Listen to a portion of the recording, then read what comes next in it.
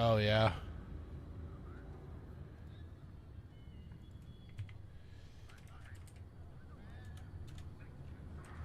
What's that?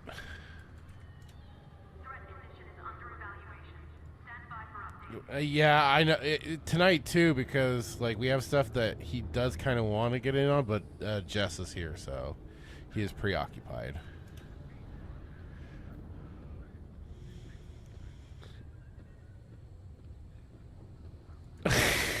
I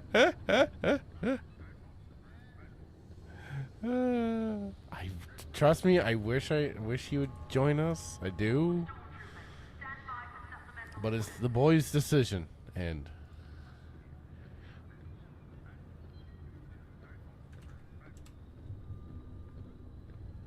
oh yeah, the handheld thing.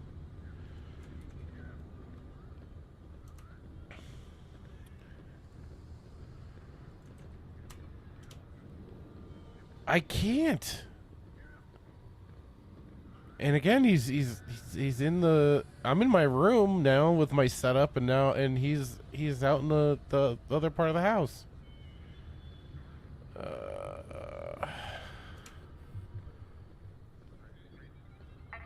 communications are restricted until further. Trust me, I know. I know.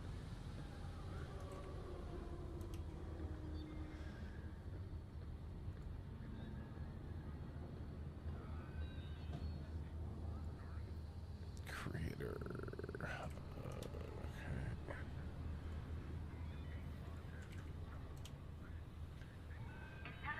Alrighty then.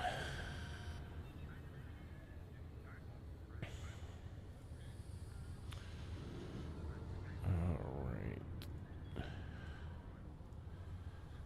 I wanted him to hop in on the so I'm wanted to take a look at the Deus Ex Remaster trailer, and I know he already was.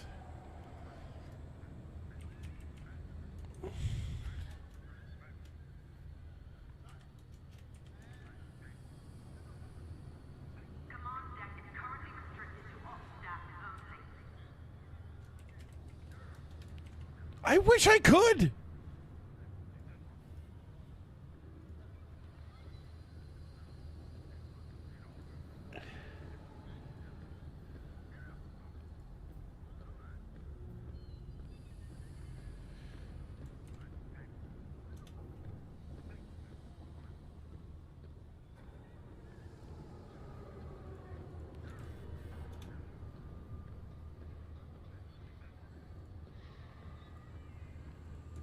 Sensor perimeter is live. Save it. Ah.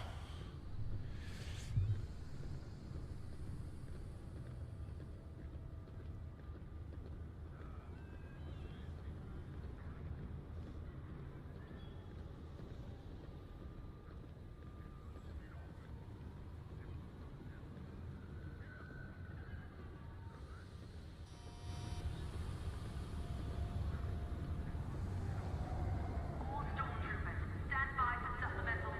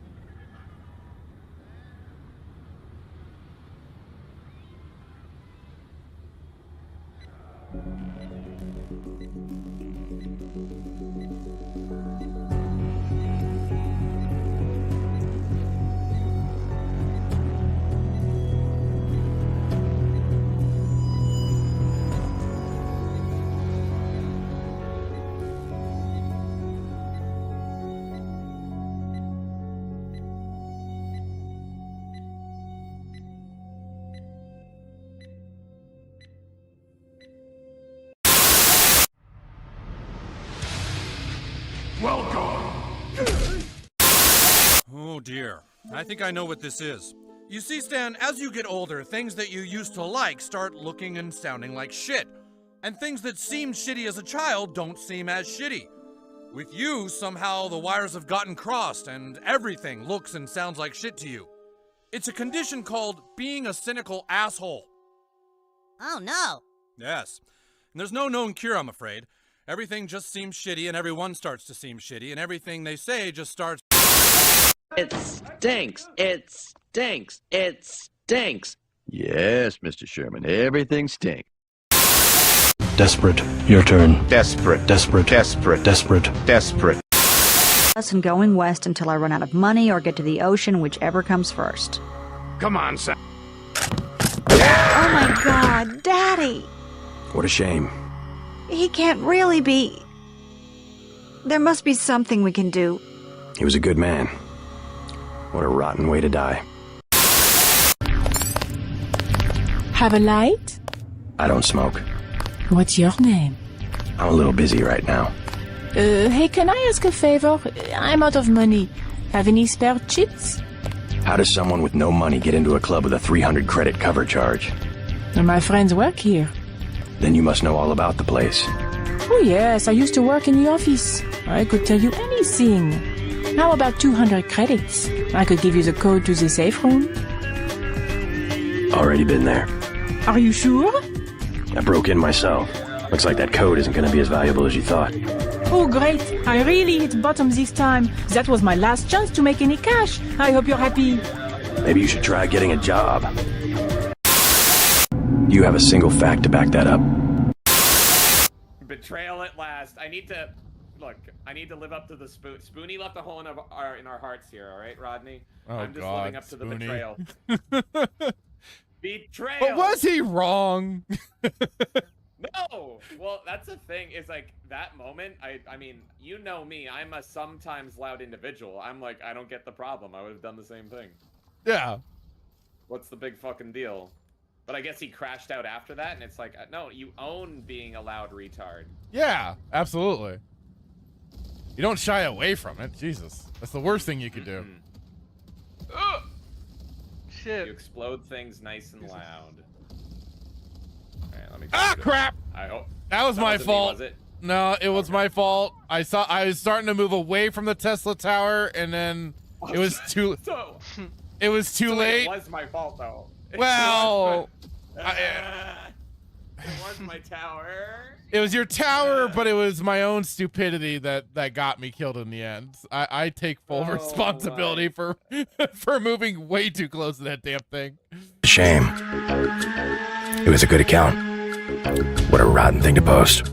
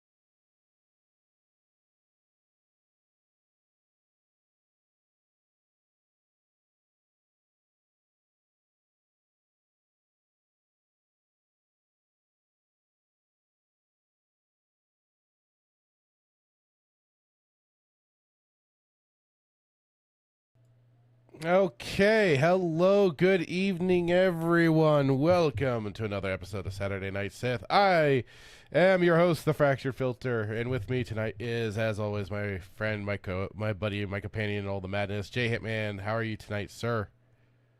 Dude, so pumped to be here. Excited to get into all the topics other than one, which I did not have a say in the matter. But overall, yeah, just excited to be here. Glad to hear it. 155. It's all right, we're on episode 155. We just take a minute and just realize how much of a milestone this is. Just keep climbing the ranks. Yep, indeed, man, indeed. Just keep shooting that ladder. And I'm sorry, everyone. I'm still kind of getting everything resituated after I did the whole fresh install of OBS. So I was spending a couple extra minutes trying to tweak the bitrate, and I saw Timon was saying that he was getting a bunch of stupid emails from Kick about going live. Hopefully that is now ended. I'm so sorry about that, dude. Because I think it was because it kept like the connection. I had the bit rate was defaulted too high, so I had to scale it back, and I kept trying to find the right magic number, and I was trying to remember what I had it originally set to. So hopefully things are better. And did you break a system?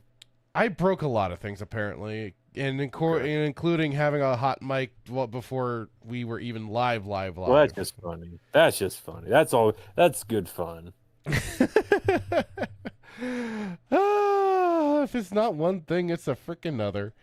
Hey, it wouldn't be Saturday Night Sith without it. Absolutely. So we did have early in the morning once again. Our boy, Liquid Blake, a.k.a. Dan Blackroyd, was in the chat. So sorry, Knightmare, you were not first. But you're not going to be able to see it, Hitman. But he dropped three comments. I have it up on screen for chat to see. But it says, take the remaining hours you have before the stream starts to reconsider the thoughts you presented about the great theatrical accomplishment known as Thunderbolts. It's possible you didn't watch the right movie. Maybe you got it confused with Superman. Just something to think about. Whoa. There is no wrong answer besides the answer you have already provided.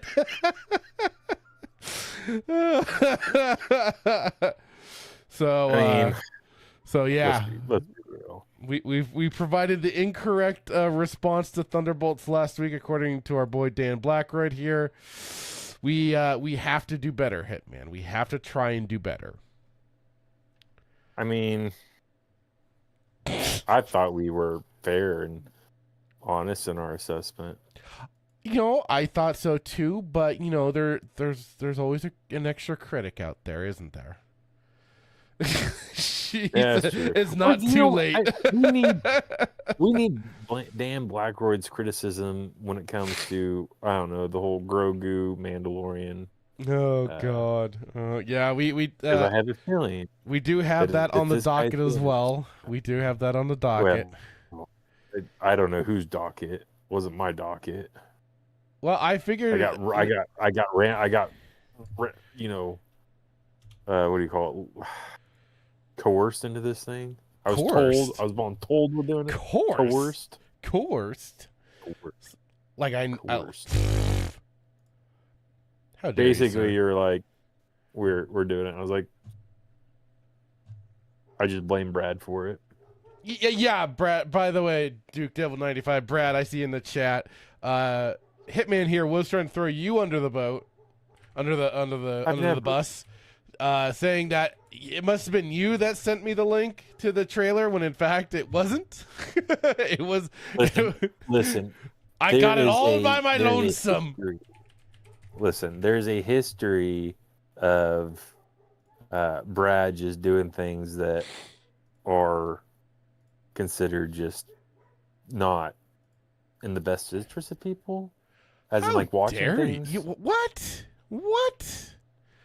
And here he's Listen, been putting on the whole wormhole watch thing for us, watching Deep Space Nine. No. And this is the thanks you give him. My God, sir. Listen, it would if it wasn't for Brad, I would never have come to learn about Strange New Worlds or have to watch this heinous show.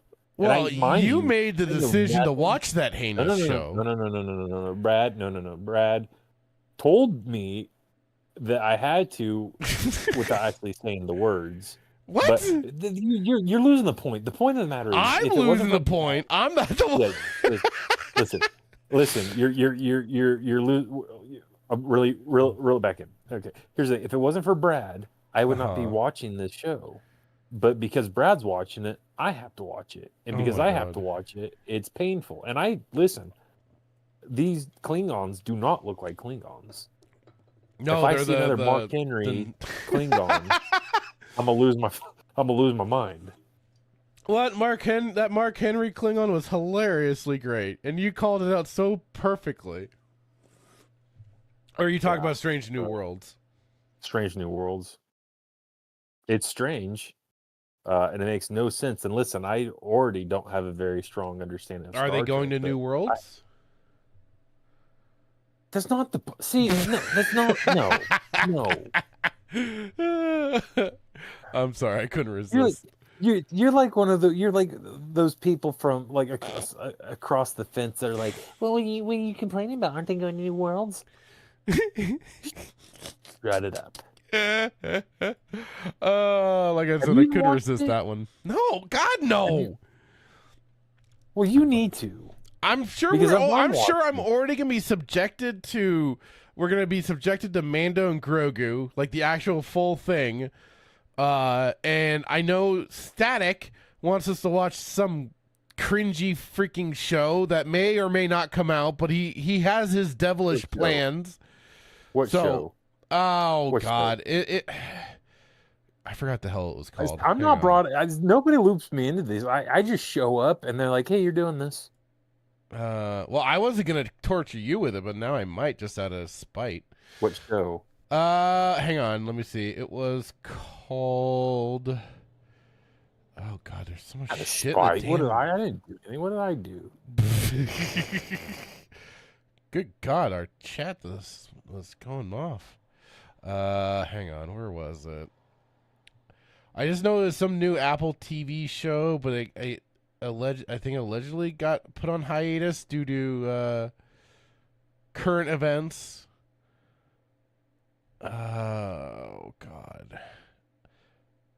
Oh, you're lucky I'm not going to torture you with the one horrible thing that I saw in that damn DM group. Well, a bunch of shenanigans I feel like just happened in this damn group.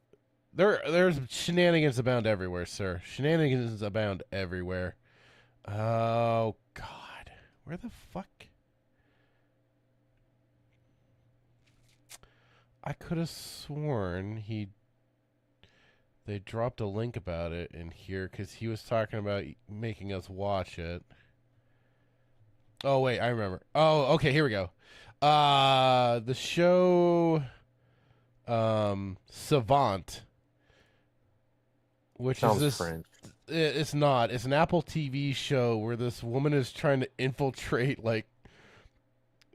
in their show, basically white nationalist type groups or incel groups or whatever the crap. It looks. I saw some of that trailer. It looks stupid as shit. And of course, naturally, Static saw potential to make us cringe and everything, and so he was talking about making us all watch it, but. I think what we should do, let's bypass that, and then we'll just watch Strange New Worlds. How about that? Why do you want to? Why? Because I think Strange New Worlds would be better than what you just described. Oh, so what? You want us to start reviewing Strange New Worlds now on Saturdays? What? Listen. What you just said sounded terrible, and I just would think the Strange New Worlds would be better than what you described. Good God! No one wants to watch tonight. White nationalist. I mean, it might be more entertaining. I don't know. The lady thinking she can be some super sleuth might be kind of hilarious in a dumb way too. No. You know what's entertaining? You want to know what makes good TV? Mark Henry looking Klingons. Yeah. Mark Henry Klingon. That makes good TV. All right, let me get through the chat here really quick. We have Knightmare, hello sir, saying first question mark? No, not quite. Damn, Blackroyd beat you to it. And Knightmare, I wish I saw this sooner. I wish I saw this sooner when you said that you could hear me. But appreciate it, buddy. Yeah. I'm kicking myself now. I may still hit you up though, Knightmare. He said hit me up after the stream and I'll show you how to auto mute your mic in OBS when you're on the screen. Yeah, I may still ask about that. Like I said, I did a whole fresh reinstall of OBS.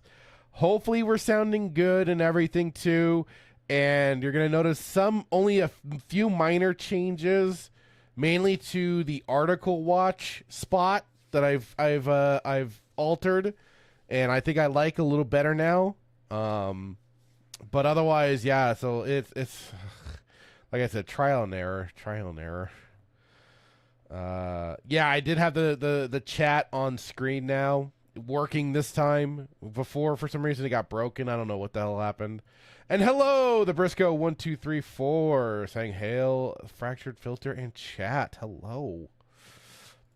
Thank you, Knightmare. I'm glad that you can appreciate the Deus Ex scenes. Yeah. Maybe you should try getting a job. Just J.C. Denton's, just the line delivery that he has is just so fantastic.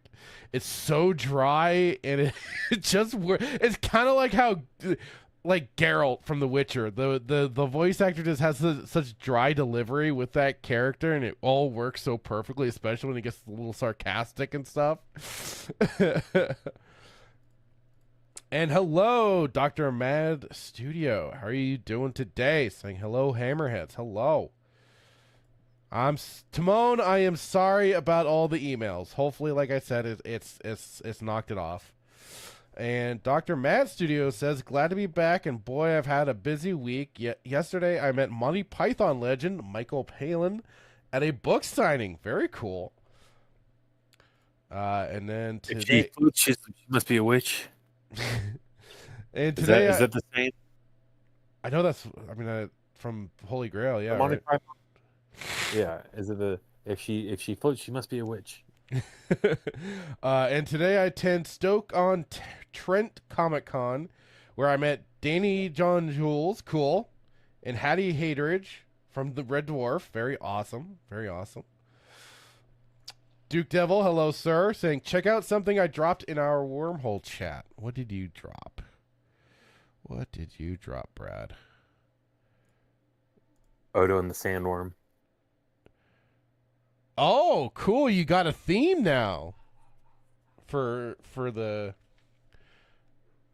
little segments you're doing. Nice. I'll have to listen to that later. Very nice.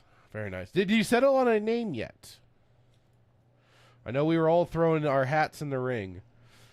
Dr. Mad Studio says, I went to the convention with my good friend Nigel Peaver, who's an actor and actually had 3 uncredited appearances in Red Dwarf. Oh, cool. That's awesome.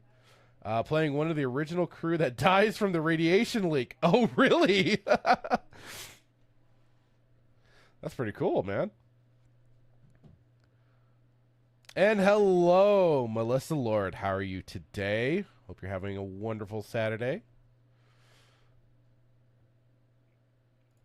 Dr. Mad City says, next up for me is meeting Red Dwarf co-creator Doug Naylor at Liverpool Waterstones. Cool.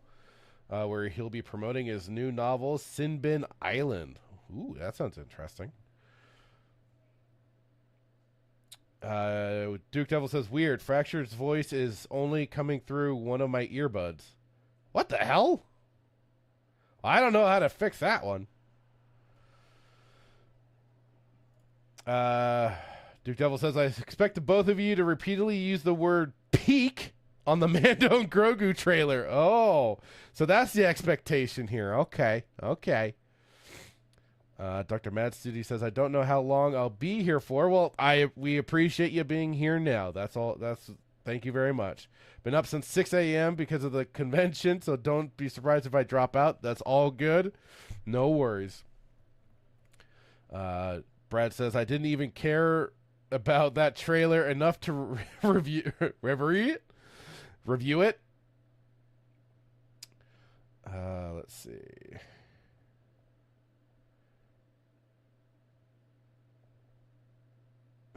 Oh God! Like, how much gawk do you think that Mark Henry Klingon had eats on a daily basis to keep his figure?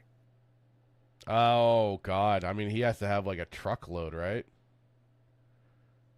The big boy. Yeah, big boy. You notice I said the boy, not the big female looking female. I think the female Klingon with the gold armor, which is just stupid. Never been a thing. Okay, so Brad confesses he uses telepathic powers to make Hitman watch Strange New Worlds. So he just confessed. No, here you want to know why I watch. Here's the thing. It's an absolute train wreck, right? And I'll explain to you why it's a train wreck. Because when you have a telephone, a rotary, like a telephone in the background, and a TV in the background, and then you call the communicator a phone, the phone's ringing again,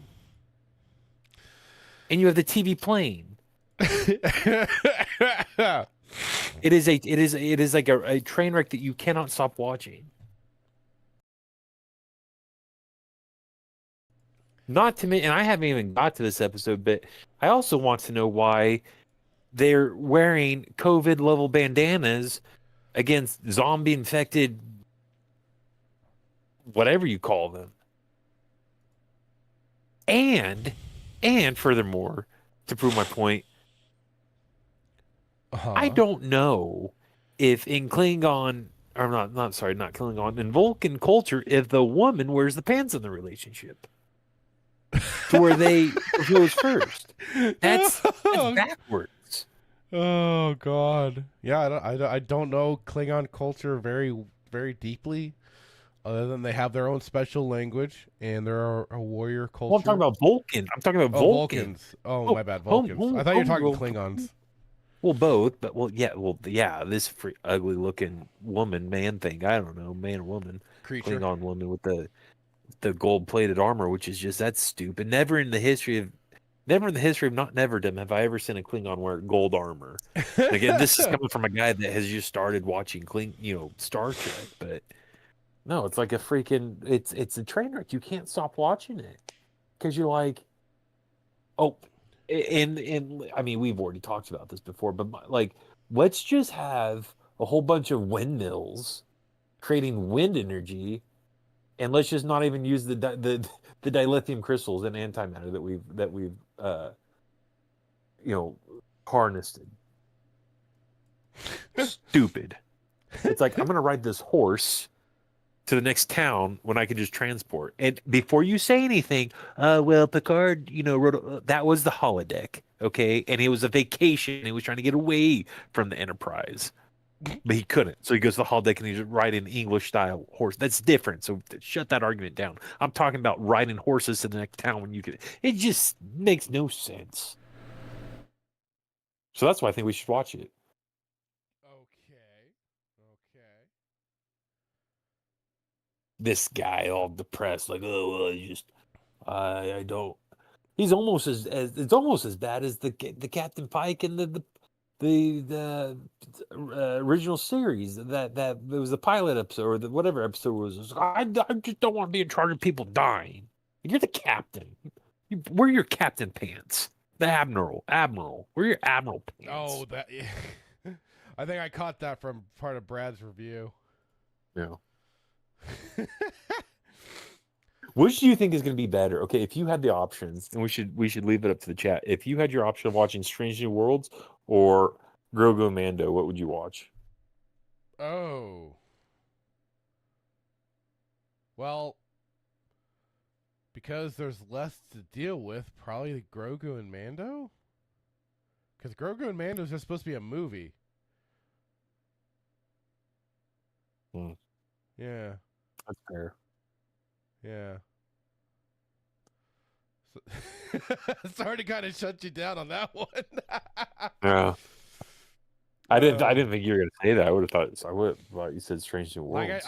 if I'm comparing, between the two here, if I have to endure a bunch of shitty episodes or just one shitty movie, I'm gonna take the shitty movie. Because they're Even though, they're on three seasons now of Strange New Worlds. So, but just imagine this movie could be like 2 hours long, 3 hours long. You're gonna sit there for 2.5 hours watching just when there's all sorts of egregious things that they three can. seasons, probably what 10 episodes each, all run about 45 minutes a pop. I mean that adds up, brother. Yeah. I just like I'll say this. I don't know who wins the battle of just egregiousness in an episode or episodes, because it's like you've got freaking Plagueis into a pedophile creeper dude looking in a cave. Oh God. I'm like, what do you mean? What? And then right, him in the cave. I forgot. Yeah, the cave, creeper status to freaking homeboy eating cereal, just hating his life. Oh, cereal boy. But Strange New Worlds is pretty bad. I'll say that. I don't understand the science. I mean, this is a just 24th from century. Brad's reviews, I that's what makes me just go, no, I don't want to watch that. I don't know. Is it 24th? I don't know if it's the 24th century. It's probably before that, because I'm assuming it takes place before next gen. But I just you have all these medical advancements and you're wearing a freaking bandana, and you think a bandana's gonna? It's almost as egregious as wearing masks during COVID. Oh God. COVID is not. It's not. It's smart enough to know when you sit down and when you stand up. That's why when you sit down, you can take your mask off. But I don't know. Can we say COVID on the? I don't know if we're gonna get it. You're safe to say COVID now. Okay. Honestly, Well, I know on YouTube. I don't care. Don't worry about. Yeah, well, on YouTube you can't. You got to do the little jab thing. But you got to be careful. Like I said, it don't matter. None of that matters. Just speak, brother. Speak. So, I don't know. I'm just saying, like, it could be. I don't know who takes the cake. So. Yeah, I don't know about that one. They're really gonna. But this trailer is like it's greenlit. They're actually gonna do it. They're not gonna figure out a way to get out of it. No, Mando and Grogu's happening, whether you like it or not. Oh yeah, I just saw this. I just saw the thing. No. Hey, this looks like this takes place in California. I haven't even started it yet. Oh. Let me get through a little more of the chat. Hang on. Dr. Mad Studio says, I still can't believe I met one of the Monty Python members yesterday. Michael is a real gentleman. Glad to hear it. Duke Devil says, look at the Klingons in Discovery. Oh, God. No, I don't want to. Melissa Lord says, Mark Henry Klinger? That sounds weird, LOL. So, yeah, the most recent episode that we went through of Star Trek Deep Space Nine... oh God, I forgot what it was called. Let me go to Brad's channel really quick. Let's see here, 95. So that was Playing God.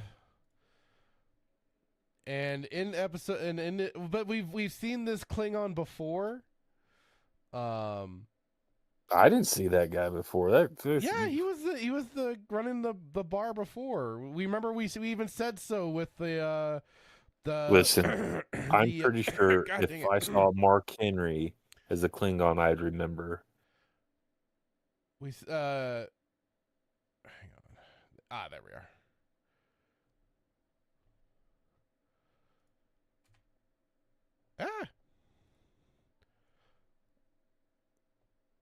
So now, here you all will also see the new little setup for article read. There we are. So there's your big old Mark Henry Klingon. This is what Hitman's referring to when he says Mark Henry Klingon. Although I can't. Hang on, let me show it for you too, Hitman. Sorry. I'm just kind of auto doing everything. There we go. Now Hitman can see it too. That's Mark Henry. That's absolutely Mark Henry. I will fight anybody who says that's not him. I'm actually looking up on IMDb to see if Mark Henry ever played in Star Trek. That would be pretty funny. Dr. Mad Studio says, the only new Star Trek I've watched, to be honest, is Lower Deck. Oh, God, Lower Decks. Shame that ended early, nearly a year ago. Shame. Sounds like it was a godsend from what I heard came out of that show. Good God. Brad says, actually, they really aren't going to many strange new worlds. It's more about Spock's love life. Duke got it at Savant. Nightmares laughing about Apple TV. Brad says, Mark Henry Klingon was on DS9. He's just a fat Klingon that runs a restaurant on the promenade. Yes. Yeah, but look at that. Look. Those bear paws, man. I know. Melissa Lord says the Savant, the YouTubers are mad is not releasing. I consider that a godsend personally, but that's me. Dr. Mad City says, getting tired here. I'm going to have to call it. Well, thanks again for hanging out while you could. You have a great night. Enjoy your rest. Timon says, no new series before finishing Stargate. Oh, God, he's on us.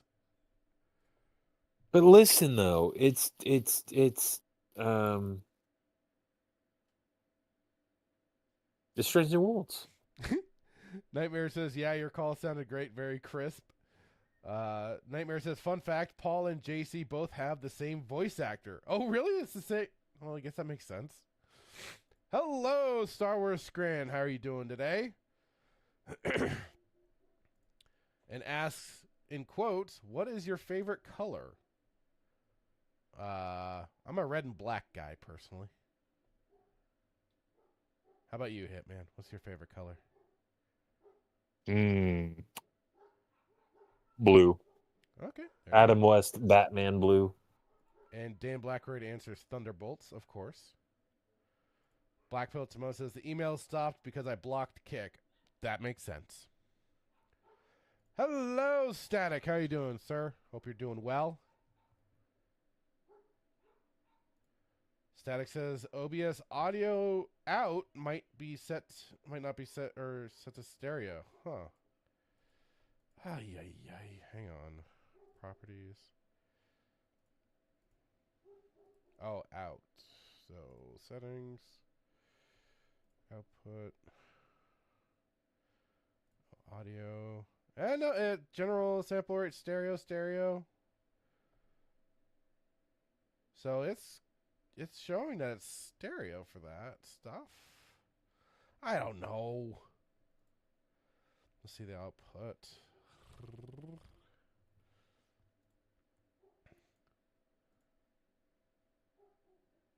Huh. Weird. Very weird. Yeah, it says channel stereo, so I don't know. Unless it's for specifically my...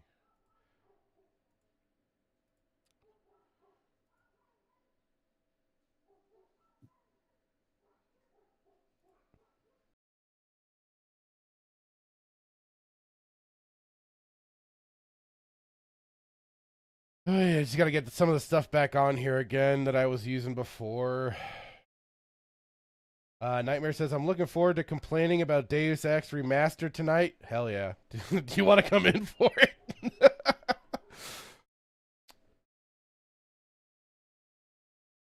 Yeah, I don't know. I'm... Static says Mono would put it in both of Duke's earphones. Huh. If I was at home, I'd better be able to tell better. Gotcha. Let's see. Brad says there's more Strange New Worlds, more time to invest. Yeah, I ain't doing that shit. Melissa Lord even says probably Mando, but those are shitty choices. Nightmare says no matter who wins, we all lose. Hey, Sergey, how's it going?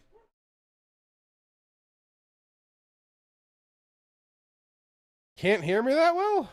God dang it.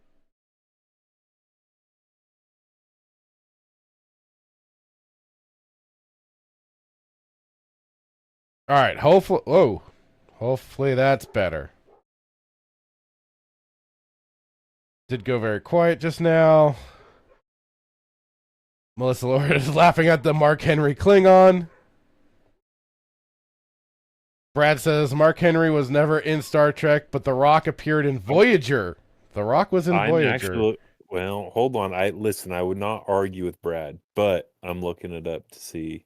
But you would still argue with Brad regardless. No. I'm not arguing with him. I'm not. Oh, come on. That's always the most hilarious thing is like you're like, hang on, I had to look this up. Even though with definitive statements. I'm not saying he's lying. From both Brad and from Adam that you're just like, I have to look this up. I'm not calling him a liar. No, it's just like a staple of it. It's funny. Well, I just listen, I don't have an encyclopedia on my bookshelf. Well, I do, but it's DC, not Star Trek. Yeah. Was Mark Henry in Star Trek? Is that DS9? Let's see here.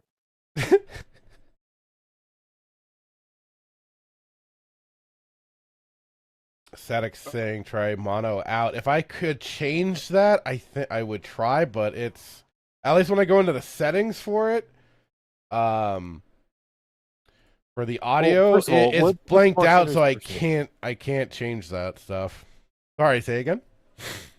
I said, what's Mark Henry's real name? Because if you look up his Mark Henry in Star Trek, it may say no, but if we use his real name, it could say yes.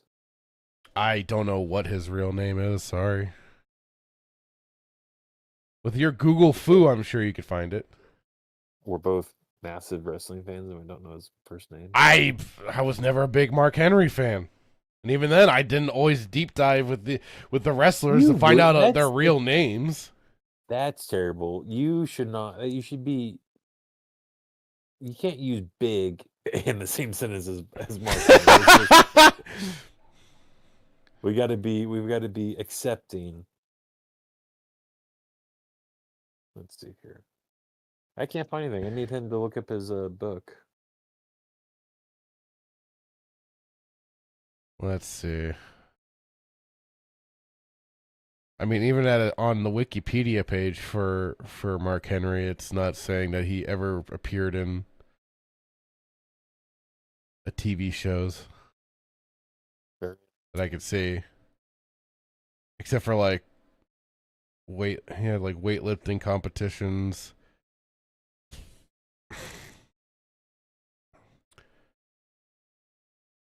Yeah, I don't think you're. Oh, where did he left me? Okay. Knightmare says, dude, if you're serious, I'll totally come in for Deus Ex. Well, I might hold you to that, dude. That helped the volume? Okay, so yeah, I'm messing with so much shit. Brett says he still has to figure out quadrants. That's not. Listen, I don't understand what this big joke is about quadrants. Just because I asked how many quadrants are in a quadrant, everybody wants to start laughing at me. It's a legitimate question. Oh. He says it and he says it in his lawyer voice. Like, Your Honor, he has to figure out how many quadrants are in quadrants. So Brad says the actor's name was Ron Taylor, I believe, for who was playing the hefty Klingon. Taylor? Is that Mark Henry's first name? Oh, as I see it here on the Wikipedia, Mark Gerald Henry.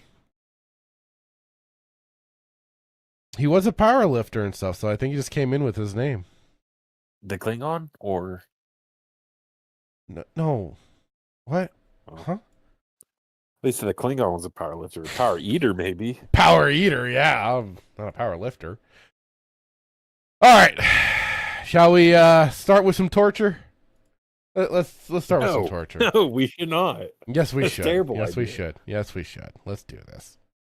All right, here we go. So yes, Mandalorian and Grogu. I'm gonna have to make sure and capture the audio for this crap, just to torture the rest of the chat. Chat, we do it because we love you. Or something. All right. Oh, they've already got 40,000 dislikes there. Oh no. Oh no. All right, here we go.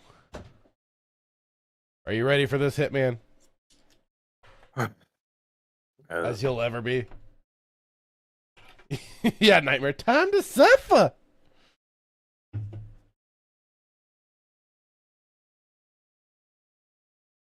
But Dan Blackbeard says we could watch Thunderbolts instead. But that would be enjoyable. We're not here for enjoyment.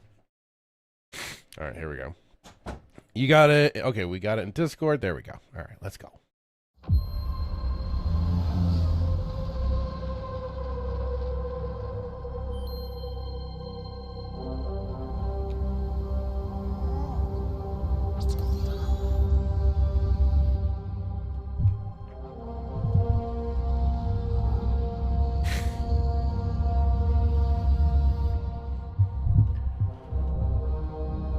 Oh, jeez. Bringing in Sigourney Weaver for this? Where's the cat?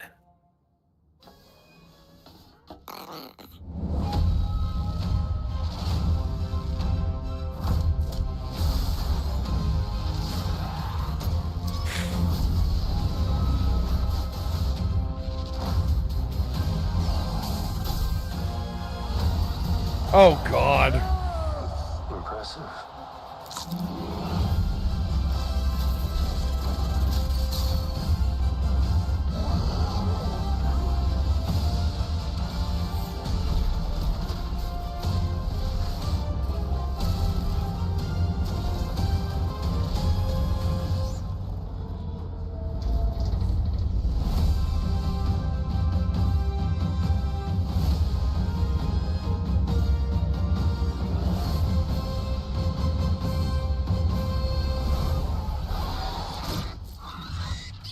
Good shot, baby.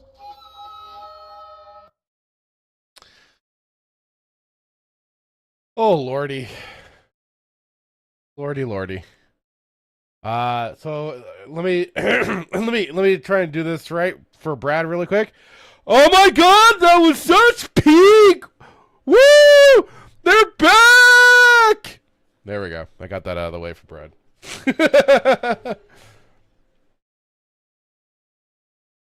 I feel disgusted with myself now.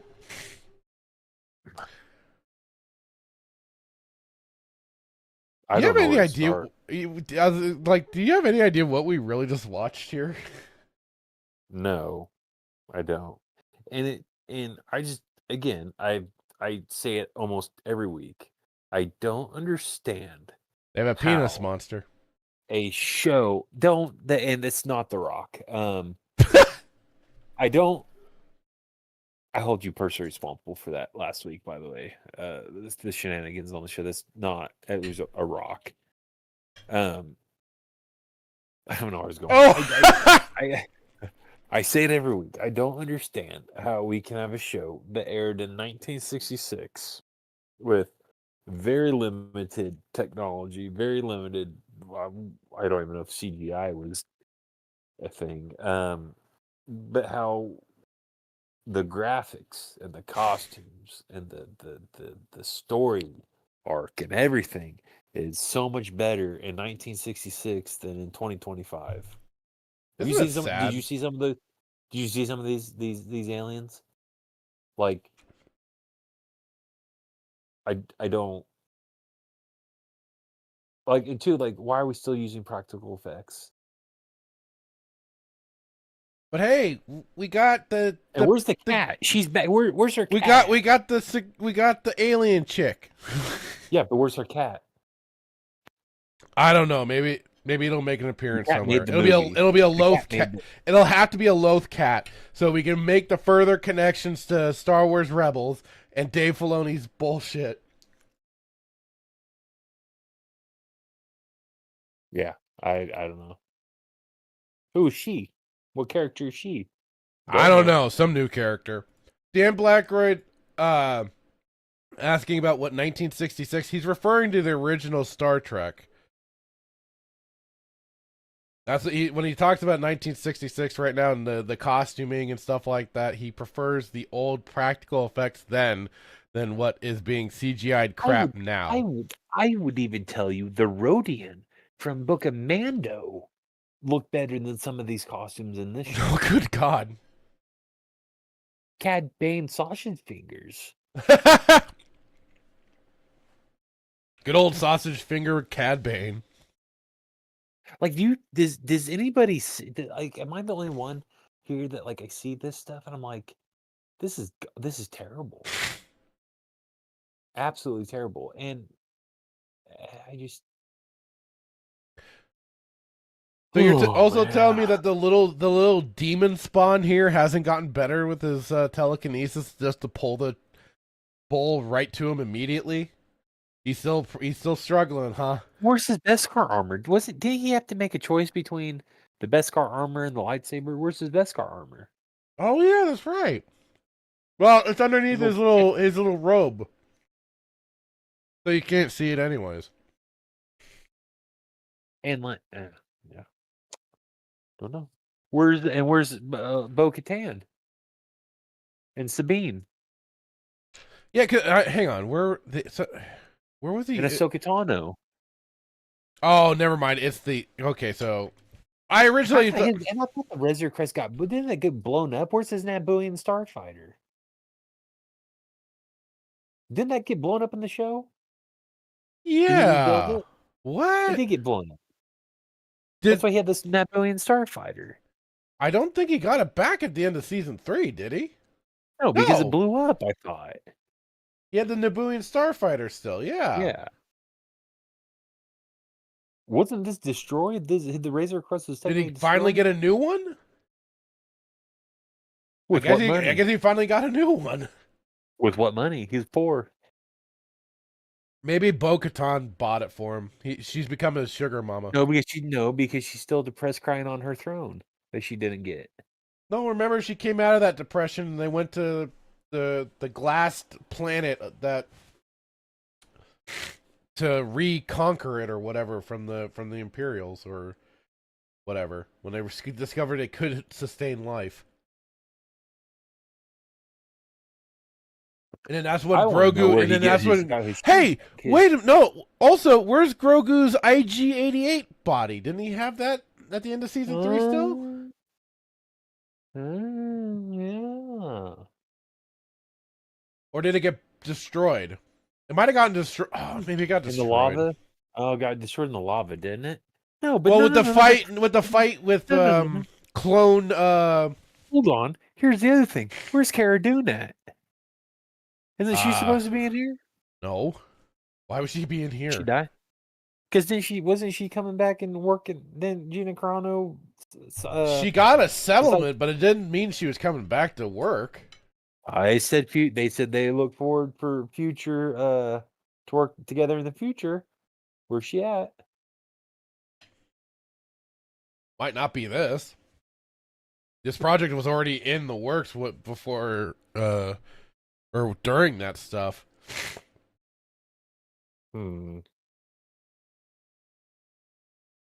Yeah, I think Melissa Lord saying they're bringing back the Razor Crest. They're bringing the Razor Crest back for whatever reason. None of this show makes any sense.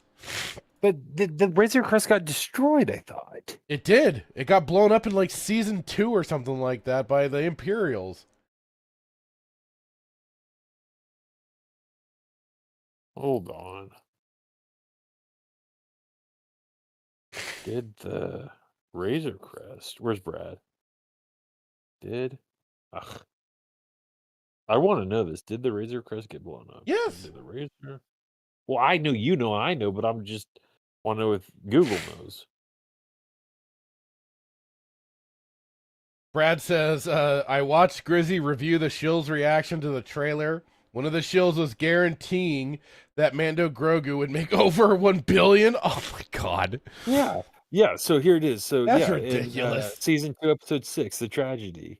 Yeah. When Moff Gideon's light cruiser fired, I hate that light cruiser though. Fired a turbo blaster that obliterated the ship into dust and rubble. Yeah, after they captured Grogu. No. So how did he get it back? And what is the timeline of this show? It's got to be after season 3. Well, yeah, absolutely. Well, you and I both know that Dave Filoni and Favreau came. They couldn't even establish a timeline. They didn't know how long Corp was training with Luke. Oh, and where's God. Luke? You know, where's I didn't. Ahsoka Tano? Ahsoka's trapped on another planet now. Which in planet? another galaxy? Remember? No, which one? With where Thrawn was. I don't remember. Where? I forgot the name of the damn place. Listen, the only thing I remember from that show is literally Sabine force pushing Ezra over 14 football fields onto the Chimera. Right. Yeah. And she stayed back on the planet with Sabine and saw Force Ghost Anakin. Well, that was World Between Worlds. No. At the end of that, there was Force Ghost Anakin as well. Again. I don't remember that. Are you sure? I'm pretty... Oh, my God. Hang on. How sure are you? I don't remember that.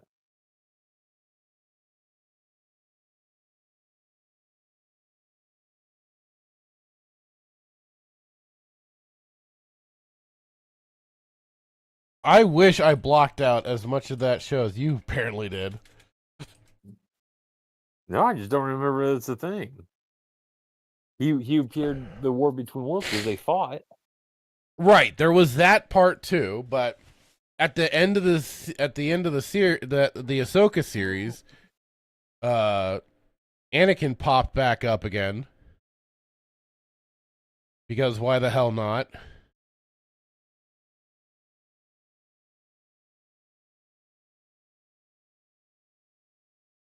I don't remember that.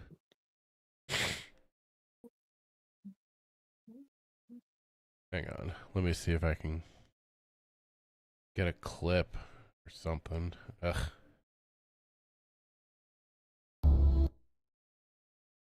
Yeah, here we go.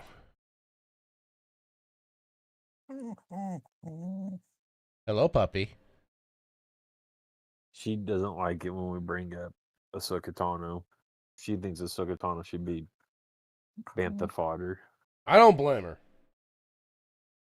All right.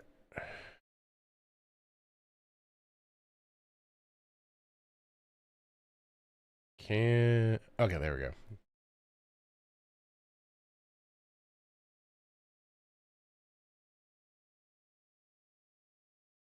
So yeah, here.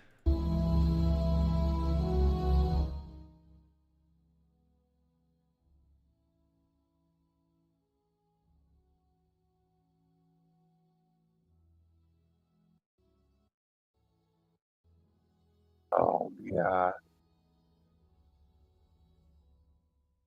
That's not what a Force Ghost looks like, by the way.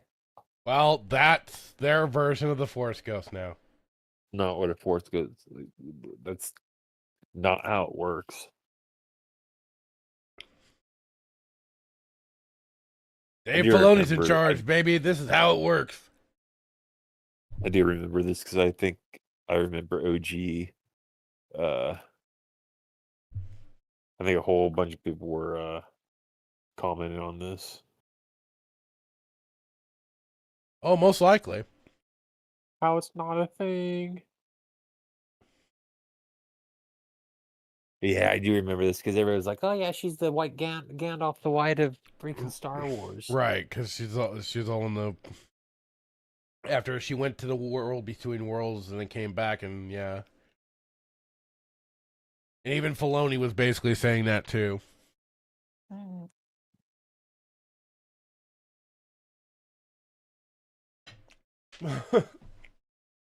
Yeah, Sergey, not enough blue, and not translucent enough. Yeah.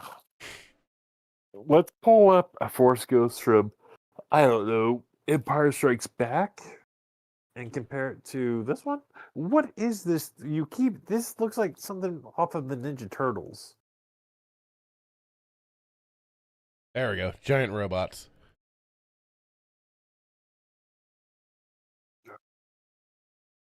Is it true? Did I fabricate this? Pedro Pascal he's not actually in that suit, right? Sometimes yes, sometimes no. Okay. That tracks. Otherwise, he's just a voice actor. Isn't that something? That's just crazy.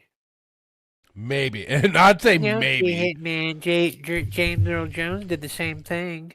It's because James Earl Jones was 5 foot tall. How tall was he? I don't David know. Prowse was like 9 feet tall. Tall enough to be an imposing figure upon everybody. And he's Darth Vader, he's such a philanthropist. He's always lifting people up. I get it. Get it? I have to admit, obviously, bar none, Empire Strikes Back, my favorite. I think it beats Return of the Jedi. But I often used to put. Oh, yes, thank you. See, it's not translucent enough. Is this? Oh, but this is a newer one. I don't remember. It was Ben Kenobi. Is that what he looked like in Empire Strikes Back? Or is he more translucent in the the? Hang on, I'll try and find the original. I was trying to bring up. Oh, here we go.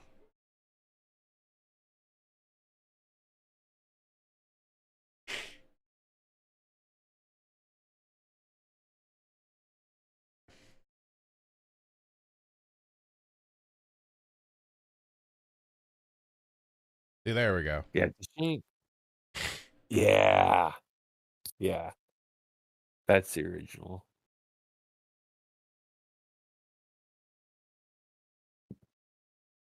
I was always curious who the actor was who portrayed that. I mean, that wasn't David Prowse in Return of the Jedi, where at the end of the movie where he removes his mask. No, right? it's this gentleman here. Yeah, I don't know who that is. Because it doesn't really matter. But I remember growing up watching the VHS and I was like, who is that guy?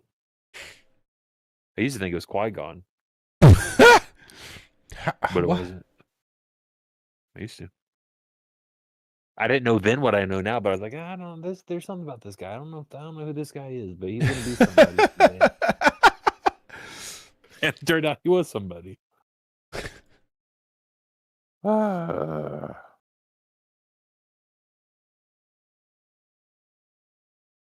No, but I guess where I was going with that is I was on a New Hope kick for a while. Like I would watch like multiple times. And like the last couple weeks, I've been watching like multiple times in a row, and you can appreciate it. I mean, it's obviously like I'm biased. So, Empire's my favorite, but great movie, man. There's a lot of a lot of good stuff in that movie. Like I love how he talks to Leia. He's like, go to your room. You're a liar and you're a rebel and a liar. Go to your room. It can almost be interpreted that way, doesn't it? Right.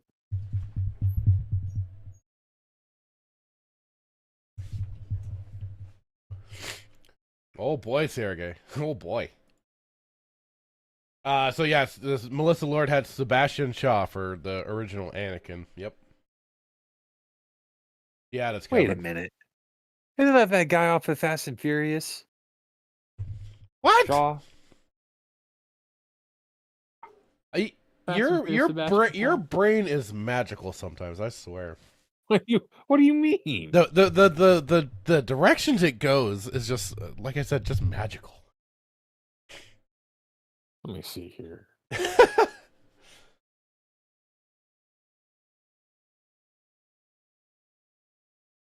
Sebastian Shaw? Yes. Huh. Hold on. I don't have an encyclopedia. Hold on. Sebastian Shaw. He's a mutant supervillain from Marvel Comics, primarily known as the leader of the Hellfire Club. What? Yeah, Sebastian Shaw. That's what it says. Is a mutant supervillain from Marvel Comics, primarily known as the leader of the Hellfire Club, and is the main antagonist in the 2011 film X-Men First Class. Yeah, Sebastian Shaw. That's what I meant.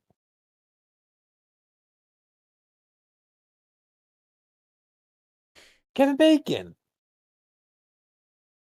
He's Sebastian Shaw. That's where I knew. That's where I knew him from. I don't even know, man. I don't even know.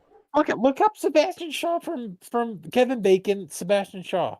I got you. I got you. I'm just like I said, just the How do you not? the magical paths your brain takes is just something else. No. There's no magical path. How do you not follow? You hear Sebastian Shaw, and you're like, oh, yeah, it's Kevin Bacon. No. Yes. How do you not? Explain that to me. Static was going to ask if you're on acid. No. I haven't watched Pink Floyd The Wall in years. Oh, God. Please tell me that. When you hear Sebastian Shaw, you don't think of Kevin Bacon? No. That's crazy. I'm not even a Marvel I fan. haven't even watched First Class. You poor. Listen, I'm not even a Marvel fan, and I enjoyed First Class. Dan Blackroyd keeps pointing out, then look up Sebastian Stan and we can watch Thunderbolts. Who's Sebastian Stan? Oh, God. Who's that? The actor who played Bucky. Really? Hold on. Oh, boy. And hello, Greg Hates Everything. How are you doing? Asking about Return of the Doctor? What? And yes, Melissa Lord points out that Sebastian Shaw is Anakin without the helmet in medical.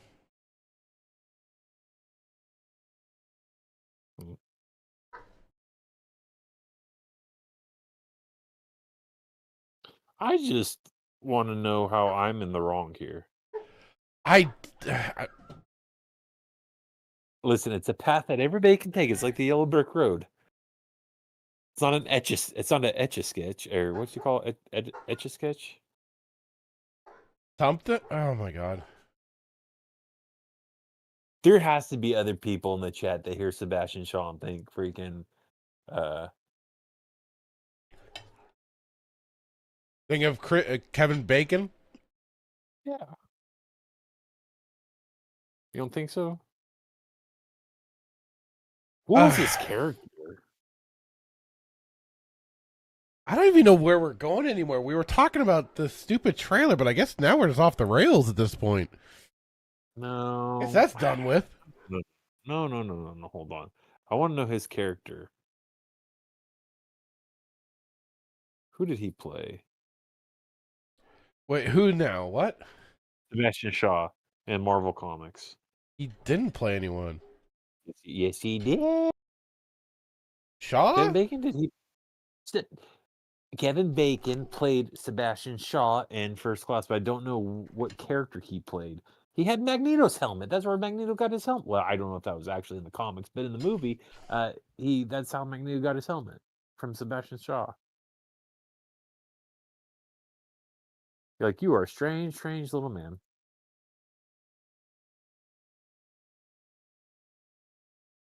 Greg Hates Everything says Charles should have eliminated everyone off the battlefield in 0.5 seconds except for Magneto wearing the helmet. I mean, he has those abilities. Dan Blackroyd says Kevin Bacon is canon in the MCU, so it is possible he could become a member of the Thunderbolts, New Avengers. It's all connected. Oh, Lordy. Well, that's what I'm trying to figure out who he played. Sergey is saying he played the evil dude in First Class. Well, yes, but what was his name? Oh God. I got to know, man. Before Brad had said he could have gotten a new model. The Razor Crest could be a type of ship, like the Falcon is a YT-1300 freighter. Right. Yeah, I mean, that's the best I can guess, too, is that it's just a new ship. Dan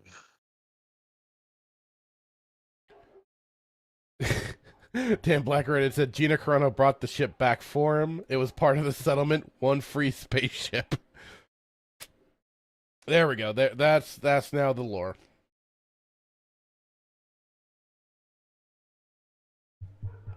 Didn't you say you had something on that too? What? Who? Me? Some of the Grogu stuff. Hang on.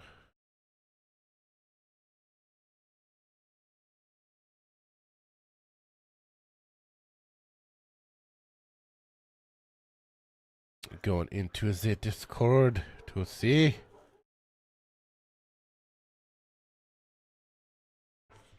I think it was just the trailer. Oh, it was just for the trailer? Okay.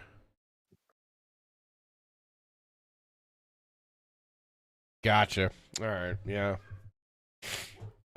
Greg says, I cannot grant a movie the premise that a character has the power to instant win, but just doesn't think of it, or just doesn't want to.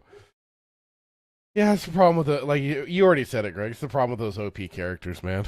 And to give them such godlike, omnipotent power, it just ruins everything. It ruins suspense and all that stuff.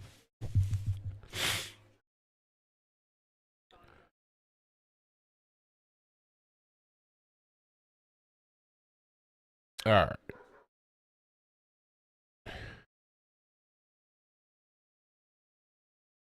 Let's see. What would you like to jump into next, Hitman?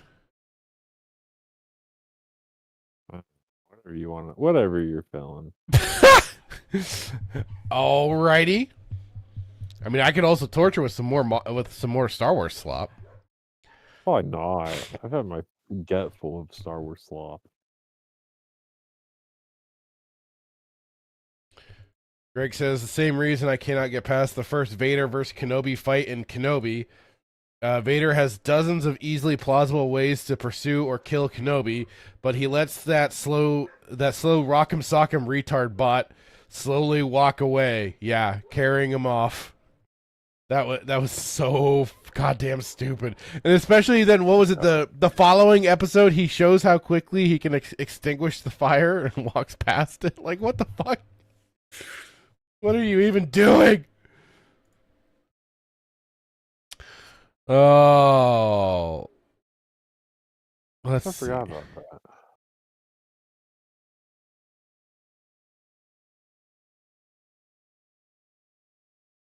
You know what? Maybe this... I'm kind of curious about this. Let's see. Paste. There we go. Get rid of that. Get rid of that. Oh, come on.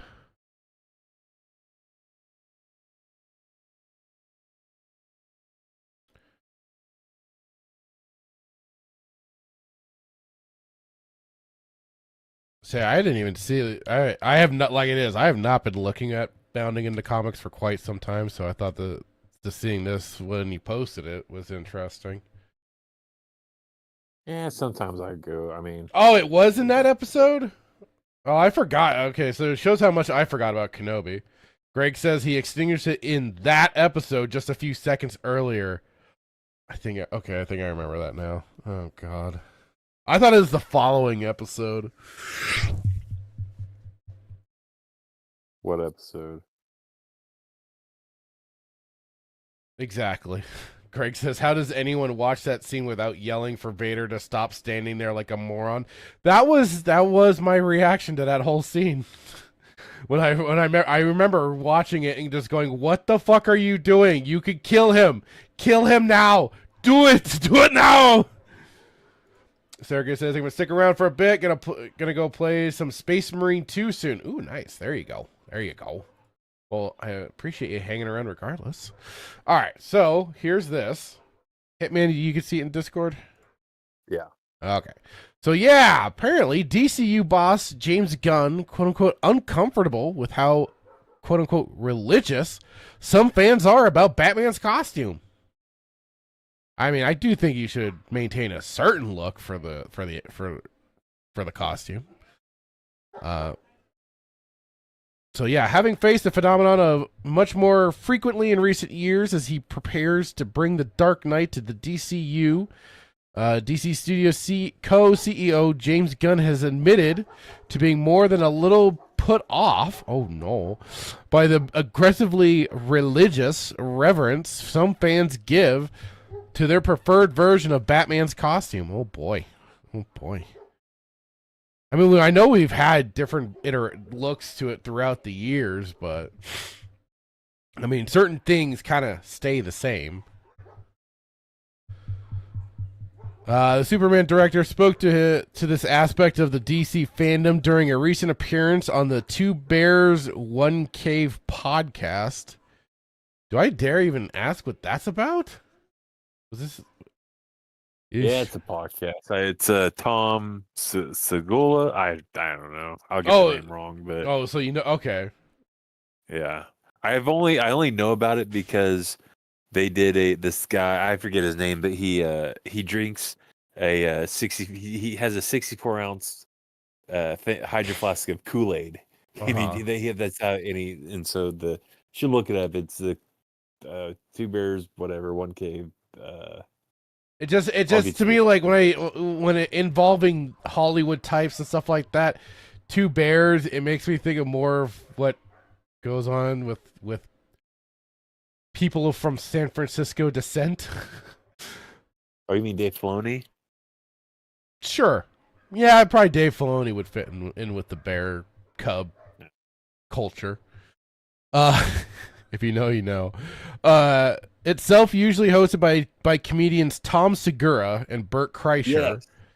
Yes. But only by Segura for the show's one-on-one with Gunn.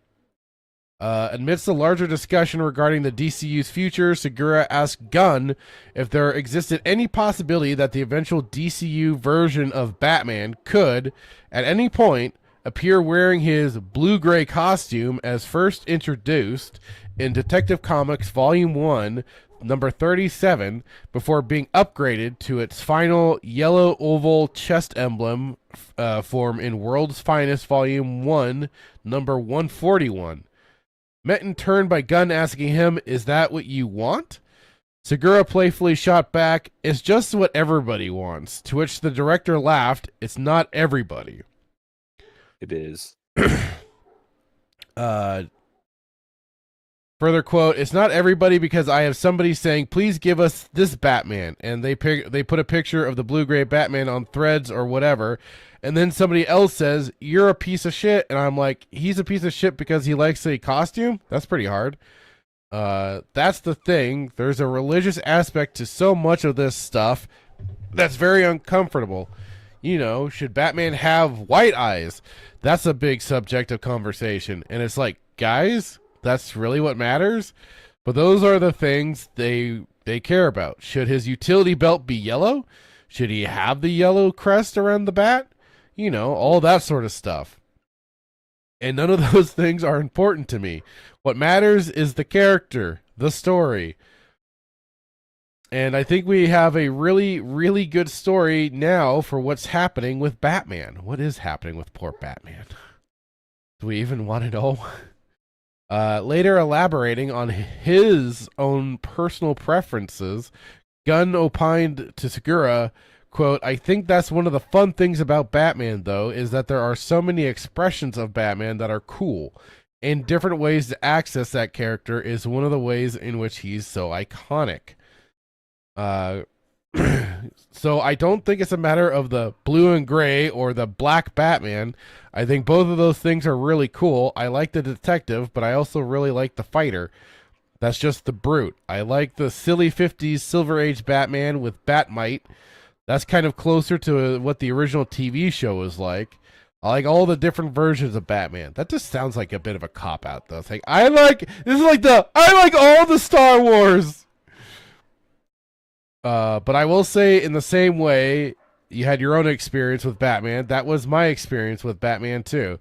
As a kid, because I'm older than you, I remember reading the sort of early '70s Neil Adams Batman comics that were much darker and grittier, and I was like, "Oh, I like this Batman." I had seen like the sillier Batman on TV, and I'm like, "Oh, this is gritty, cool." Pretty cool Batman, and that was the thing that made me feel more like if not an adult, at least a teenager when I was 8 or 9 years old. It makes you feel like a little more grown up.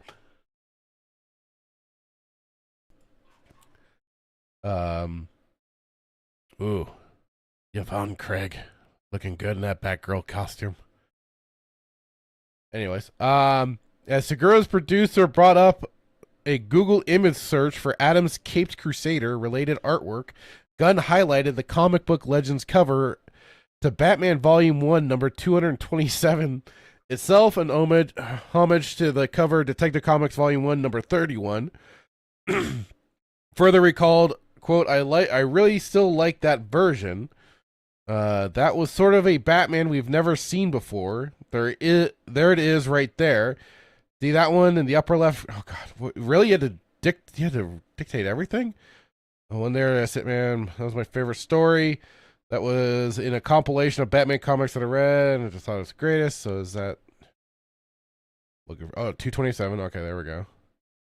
The Demon of Gothos Mansion. That is a pretty cool cover. I won't deny that. Batman looming over the house and everything. That is pretty cool. Poor girl getting chased off by a dude with 2 dogs. Currently titled Brave and the Bold, upcoming DCU debut has yet to receive any concrete production announcements or updates. So yippee yahoo. So yeah, this was certainly something for you wanted to bring up in particular. I don't even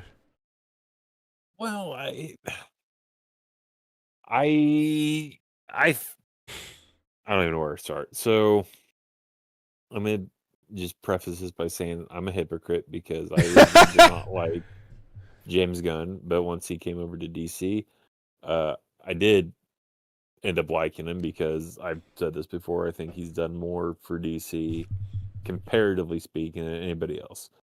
So with that being said, I kind of did. I think I agree with you. I think it's a cop out, right? Batman is my favorite character, bar none, and he's the greatest superhero, bar none, in my opinion. And I do think there needs to be, some type of, I don't know if continuity is the right word, but you have anybody who's a Batman fan knows of the different suits, right? But there's not like hundreds of thousands of different suits that he has, right? So it's like, right. I don't know if it was brought up in the article. So you have the Adam West Batman, right? Okay. You have the Michael Keaton Batman suit. Okay, great. You have the Golden Age Batman suit. The Golden Age Bronze Age suit. I mean, there's these different suits, but they fundamentally have. I mean, they've somewhat. I don't know how to say it. There's variations, but they're not like there's not hundreds of different ones, right? And so this idea of like, he's like, well, we focus on the fighter and not the suit. It's like, well, I think you should focus on the suit, and you should essentially stay true to, because I'm not explaining it right. So it's like Adam West Batman suit. It's the blue, it's the gray, it's the yellow, it's the yellow utility belt. Has the eyebrows for the helmet part and stuff. Yes, right.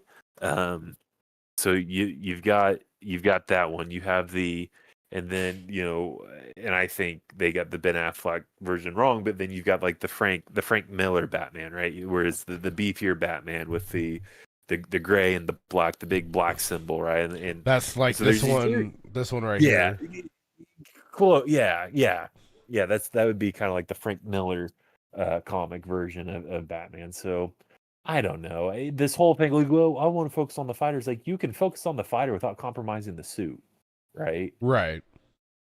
So, well, it is all about having the good aesthetic to it and what would work best. But I think part of it though, it's what works best for the setting of your Batman.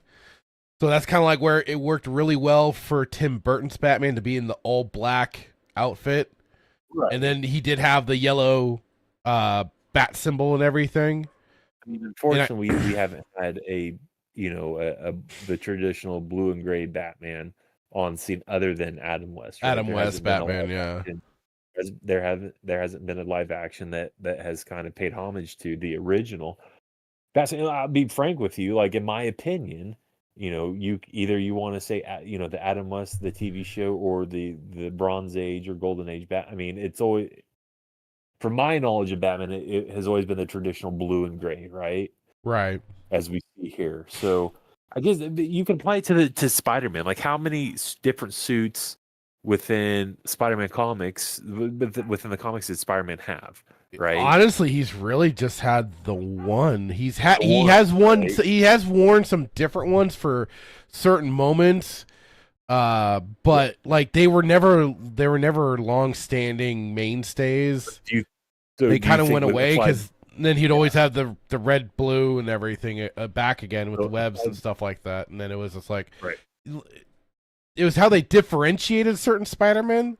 Like when Ben Reilly took over, he had a specific Spider-Man look, not just the Scarlet Spider look, but he had a Spider-Man look, which wasn't bad. And then the whole stupid Octavius taking over Peter Parker thing for Superior Spider-Man had a different outfit. But then like once it was Peter Parker back in the threads, he had his original outfit again. So he's always just kind of maintained that look. I'm a creature of habit, man. If you come out, and again, it's going to sound very hypocritical because I know like Christian Bale's Batman, the suit was a little bit, was different. I mean, typically they're a little bit different, but honestly, Christian Bale's was completely different. But that's Christopher Nolan, and I consider that outside the comics, right? He had the black suit, the gold, like the gold belt and whatnot. You told me about, but there has to be, for those of us who are Batman fans in DC, like you. I can look at everyone. I can look at these pictures here on screen, and I can tell you which era or which I know the bat suit, right? Because there's not hundreds of them. There's not hundreds of there's just, I don't know. I'm doing a terrible job at describing it. I think James Gunn, as much as I like him, I think as a cop out, he's like, well, I also want to focus on the fighters. Like, you can focus on the fighter and still stay true to the suit. I mean, imagine if Stan Lee or somebody else, maybe not Stan Lee, because I know he created Batman, not Batman, Spider-Man. Well, is actually not. That's so like here's even like a bunch of different looks of the movie Batman. Yeah. Or the live. I mean, there was even. Oh god, dang it! Fucking Reddit, you assholes! Somebody needs to remove freaking Batman Forever because we don't. What? Or not Batman. I'm not Batman Forever. Batman and Robin. We need to remove what? Batman. The bat nipples and everything? How dare you, sir? How dare you? That was peak. That was pure Kino right there. Okay, Brad. Peak something. I'm sorry. I couldn't help it. Terrible. How dare you? Oh, God. I mean, come on. And let's be honest, every Batman below after Christian Bale's just needs to be removed. These are all just absolutely heinous and asinine, and we do not consider the bottom row Batman. Wow, so you completely disregard the whole bottom Pattinson, row? Yeah, absolutely. Pattinson, absolutely. I haven't seen that one yet, so I can't really speak to the awfulness or not. I don't know. I don't know how I feel about Earth. I guess I want to bring it up because I think they're, throughout the comics, to my knowledge, from the comics I've read, there's always been this general, like, the Batsuits remain somewhat the same, right? Right. And I think that's important. I'm not saying you can't be creative because, again, I just told you, like, I love Christopher Nolan's Batman outside the third one. I think it never should have been released, but I love Christian Bale's Batman. I love that too. I thought it was, it was an interesting take, but there needs to be some type of continuity and whatnot, and some consistency, I guess, which sounds, again, very hypocritical, because when we look at this, it's like, well, they're all different. They're all, nothing's really the same. But again, even though they're not the same, like, that, like, I don't know how to describe it, but I just don't change something if it doesn't need to be changed. Don't break something if it's not broke. So what were your thoughts on the Arkham Batman suit? Oh, that's a strong reaction. I don't know. I mean, that's a strong reaction there. I don't know. I don't know. Because chat's liking the Batman Arkham suit, but no, they don't like it. It's kind of on it's kind of like it's its own thing, right? So, and again, it depends if fair enough you consider video games canon. I did like this. So in the the movies aren't technically canon either, but it depends on who they exist on inside their own continuity. I do like in Arkham Knight, the secondary suit that you get upgraded from Lucius Fox. I do like that one. I thought it's a pretty cool suit. I did like that one. But if I had my choice, I'd obviously stick with, the suits from the movies. Outside Batman and Batman Forever. So, what about that one? I think that's the Arkham. Remember right? That's the Arkham one. That's not Arkham Knight, is it? I believe it might be Asylum. I just kind of grabbed one really quick. Asylum. Yeah, Arkham Asylum. Is it? Have you not played the Arkham games? It's been a long time since I have, but it's been. It's just been a while since I played. Yeah, I'm going through Arkham Knight right now. I mean, it's okay. I mean, he's obviously got the yellow utility belt, which is OG. I can't tell from the game or this if it's the gray and blue. I think it's gray and black. I don't think it's a blue cape technically. It's basically, I mean, up close it looks like just like a navy blue, like it's a dark blue. If you're gonna do the yellow and if I remember blue right, and gray, like you gotta do it like. And yeah, Knightmare confirms that's Asylum. Yeah, Sergey. Arkham Knight is basically the Batmobile simulator. That was my God. And hello, Star Wars Marvel purist over on the Rumble side. How's it going? Saying back to school means back to football means back to daughter's marching band. Oh boy. I'll catch replay. Also shared Rumble link in my Discord. Let's go. Thank you.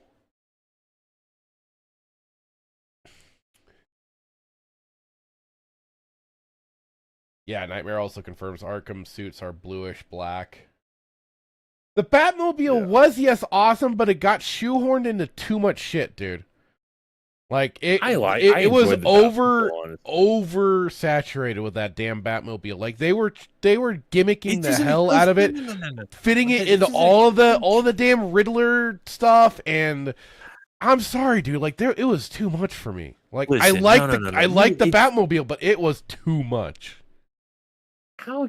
Listen, okay, I understand that side of the argument, but I enjoyed it because it's like an extension of the bat suit, almost. Well, maybe not an extension of the bat suit, but it's an extension. It's an extension of Batman in that game, but like than going like full on hitting the afterburners and like just ejecting from. I mean, is it realistic? I don't know. I've never seen it in a movie. I'm just saying that. I don't know. I've heard the argument with people like, oh, well, you over rely on the Batmobile in the game. I just thought it was crammed into too many things. Like, I thought it was, like I said, the car itself is fun as hell to drive around the city in everything, but it just felt like it was put into too many things that it did not need to be used. It did not feel like the equal balance of stuff that it was in Arkham Asylum and maybe even Arkham City with the new features and stuff that you got. Like, the car was everything. Like I said, for the Riddler challenges and just all the racing and stuff like that, like it to me, I felt it was too much. So, like I said, it was fun as hell. I enjoyed using the car. I thought it was funny as hell that despite you running people down, there's still a safe way that they are moved aside on the road. But yeah, you just know, electrocute them, and then like I thought that was great. Yeah, I mean, rubber bullets are great. You know, you fight the guy, and the Batmobile kind of is like, you know, it's kind of like your tag team partner with it. So, I enjoyed it. It's different because I'm not saying I didn't enjoy it. It's just like I said, there could have been a better balance. That's all. From a certain point of view. So I guess with this article, what are your thoughts? Because I want continuity. I want some type of consistency. I don't want to kneecap anybody, but like again, like if you're gonna do Batman, like you need to like stay true to kind of what's already been established, if that makes sense. I get where you're coming from on it, and I'm sure like even probably Knightmare and stuff are probably in the same boat because Knightmare is a big Batman fan as well. I do think some continuity would be good. You already run into the challenge though because you have had quote unquote, you know, more also known Batmans in different costumes and stuff like that through the live action movies. Yeah. So it's kind of up in the air. Like I'd say he needs to not fence sit and pick a goddamn look and setting and tone for his Batman and just keep that and though. maintain don't... that consistency and continuity by all means. The thing is that yeah, Batman has had all these different looks over the years, and that's where it's much different for somebody like a Spider-Man who has had a very consistent look throughout the many decades that he's been in comics. Freaking like Superman hasn't had that many. I mean, he's had some changes to his outfit, but not major varying. Yeah. I guess to what I would say in conclusion, it's like to your point, choose a side, but don't hide under don't use the fact like, well, I want to focus on the fighting versus the suit. Like that's neither here nor there. Like there's no like you're comparing apples and oranges. Like you're talking about fighting compared to this. So the suit has nothing to do with focusing on fighting in my view. So I think it's the fact that like people like he's, you know, it's like, well, everybody's, you know, are talking about like, you know, they should be religious to the suit. It's like, well, hold on, like the suit's been established. Yeah. Like let me give you the example. So detective, like I'm a Detective Comics guy, right? You have the main Batman run, you have Detective Comics. I've always been a Detective Comics guy. So through the Detective Comics, you know, more so than not, the suit remains the same. Like, are there variations? Sure. But during the run, you know, I'll just give you an example. Like I'll butcher the name, Tomasaki. She was doing the main Batman. She was doing the Detective Comic run for a while. Like the suit, or the New 52. The New 52 suit remained the same. So, yeah, I mean, there's variations. But, I mean, I don't know. I just don't like the fact that he is... I took the articles like, all your panties are up in a bunch because there's all these different suits and you shouldn't rely on like one suit, which again, I get it, but there needs to be some uniformity, right? Yeah. I should be able to look at a bat suit and be able to pinpoint exactly when in the timeline this was established, if that makes sense. I don't want to look at 1,000. I don't want 1,000 different bat suits, despite how cool they are. You know what I mean? Like it needs to be like, yeah, he needs to have his utility belt. He needs to have, you know, his gadgets. He needs to have his, you know, his cowl. He needs to have, I don't even know what you call it, I terrible Batman fan. His oh my goodness, on his wrist, the good night. I don't even know what they're called, but like, oh, those like wrist blades or whatever. Yeah. So like gauntlets. There are things that like that. Thank you, gauntlets. Yeah. So there are things that like you cannot compromise, and they need to be in there. And I don't know. I feel like I'm just a babbling idiot because I'm not describing how I'm trying to describe this eloquently. But I guess what I'm saying, don't call us out because we want uniformity and consistency. And that's kind of like, unless I read it wrong, I could have read it wrong, but that's kind of like how he took it. Like, and he sat on the fence. Yeah. And it was a cop out. He's like, well, I don't want to worry about the suit. I don't want to worry about the fighting.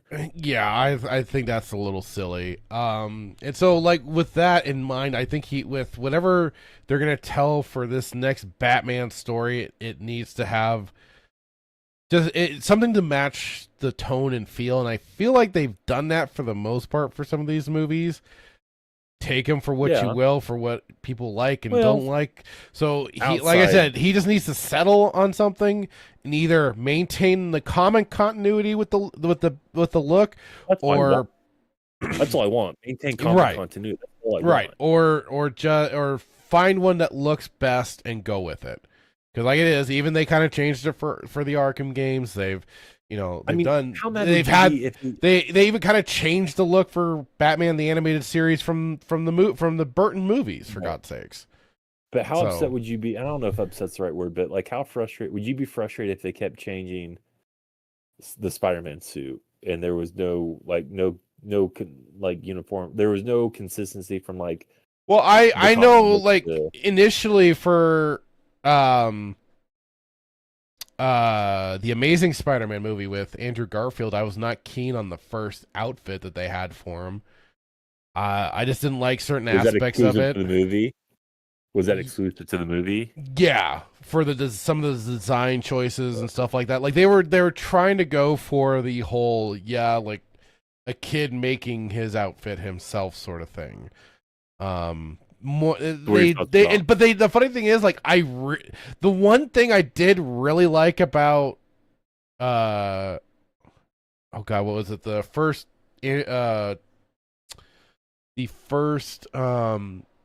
Tom Holland Spider-Man, when he gets the suit taken away from him and he has to go back to his original suit, that I liked his original outfit only because it looked like the Scarlet Spider outfit with the hoodie and everything. I was like, holy crap, that looks great. Let's just keep using that, please. Yeah. So, like I said, they've done different things. Yeah, Knightmare, he says, the Amazing Spider-Man 1 suit looked like it was made of basketballs. That was excuse me. Sorry. That was some of the texture and stuff like that. Yeah, I also like the Raimi wrestling suit. That was great too. But like I said, it was just that call to that look for Tom Holland Spider-Man when he had to wear his ghetto suit, his quote unquote ghetto suit. I just don't think you should tell people they shouldn't be up in arms because every fan has their desired look that they want to see of their favorite character going to be put to screen, for God's sakes. And maybe I'm a one-off. Maybe I'm the 1% of the I'm in the 1% of people that do get irritated or up in arms about it. But don't tell me as you're the guy. You are the guy. You are the head of DC. And to all right, later, Sergey. Have a good one, dude. Thanks for hanging out. To say, you shouldn't be all religious to suit or whatnot. It's like, bro, that doesn't really instill confidence in you if you're out there, calling out the fans for what they want to be loyal to. I don't know. That's how I took it. I could have read the article wrong. Maybe I misinterpreted it. Maybe that's not what he was saying. Whether, give the dude the benefit of the doubt. I don't know. I'm just saying I want what I want, and what I want is not outside the realm of possibility. And what I want is to stay true to, I would just honestly stay true to the comic, right? There's people out there who's like, well, I make this argument all the time with a buddy at work. He's like, you're telling me that you want a movie based off the comics where you know what's going to happen? I was like, yeah, absolutely, I do. I love the comics. I want to see the comics come to life. He's like, well, and then he has his response, but it's like, that's what I want. I want the comics to come to life. Right, and that's what most people want too. And they don't mind the idea of go ahead. Yeah. I was like, don't give me some crazy out of left field nonsense like what we talked about. We're subverting your expectations, Hitman. God. What we were talking about last week with Spider-Man having what were you the comics that where Gwen Stacy Oh had, God, was having a love interest with Green Goblin, and then we went into that last week. Yeah, and had a kid, and so it's like, but I mean, here's the thing, that's actually a comic, so like I guess I can't really use that as an example. I mean, you can use anything as an example, sir. So I don't know. Because sometimes I want to just email Gunn and be like, what are you like? you had people like you're doing some work at DC, right? Whether people say it's good or not, like you're doing more than like your predecessor. So like, don't piss off your fan base with some ridiculous comment about that's the fast track to piss your fans off is like calling out for their loyalty, or their, you know what I mean. Probably not best practice to do that. I'm not kneecapping you and your creativity, but like, don't do that. That's a no-no. Well, like Knightmare saying, you can add some changes and add a little spice to it, but respect the basics, right? I agree with you that. Beautifully said. Well done. And honestly, every Batman after Christian Bale has not done that. Been terrible. Absolutely terrible. And then he also said, meanwhile, Henry Cavill was out there back in the day saying, fans are passionate. That's right. Yep. We had Cavill sticking up for the nerds. I mean, I guess he still is. He's still, active and everything, so that's a good thing. He's still trying to get his Highlander movie off the ground, along with the Warhammer? Yeah, Warhammer as well. Yeah, Knightmare, he says, if Hollywood assholes are good at anything, it's pissing off the fans. And he says even Nolan didn't quite respect it. And then Dan Blackwood with a Hitman's strongly worded letter. It is going to be strongly worded. It's going to be a very lengthy email, worded email. About the Christopher Nolan thing, I would, if we're basing it solely off Dark Knight Rises, absolutely, because that should never. I don't know if Nolan smokes, drink. I don't know, but like I don't know what was going through the dude's mind like when he did that one, because that's just, you should never bought Bane in, man. Like, you didn't like Bane with the mask on. I can't believe I'm saying this because I would never bring up Batman or Batman and Robin, but like if you're gonna do freaking Bane, like. I'm gonna be careful here. Be careful here. You're treading into some dark territory. I'm treading into some dark territory. Listen, Linda, Bane, like the Bane in the comic. I'll just say this without giving any credit to that atrocity that was Batman and Robin. If you watch Batman and Robin and you saw Bane in it, go look at the comics and you might see some similarities. That's all I'm going to say. But the Bane that you got in Dark Knight Rises, I have no idea. Yeah, but like the Bane in Batman and Robin was like essentially a mute. He was just a big growly man. Yeah, but you need to look at the aesthetics or the I don't want to say costume, but look at how he was portrayed. The look and stuff like that. Yeah. The look is what you're going for, right? Now I don't know how you do that, and that's why I say you should never have brought Bane into it, because if you're going to bring Bane into a realistic, like that's the whole point of Christopher Nolan, right? Very similar to Matt Reeves' Batman. Like it's supposed to be like this realistic Batman in modern day, right? Right. Probably Matt Reeves more closer. That would probably be more. Matt Reeves, his whole mission, but like you can't like to take this Bane venom sucking character and you gotta be very careful.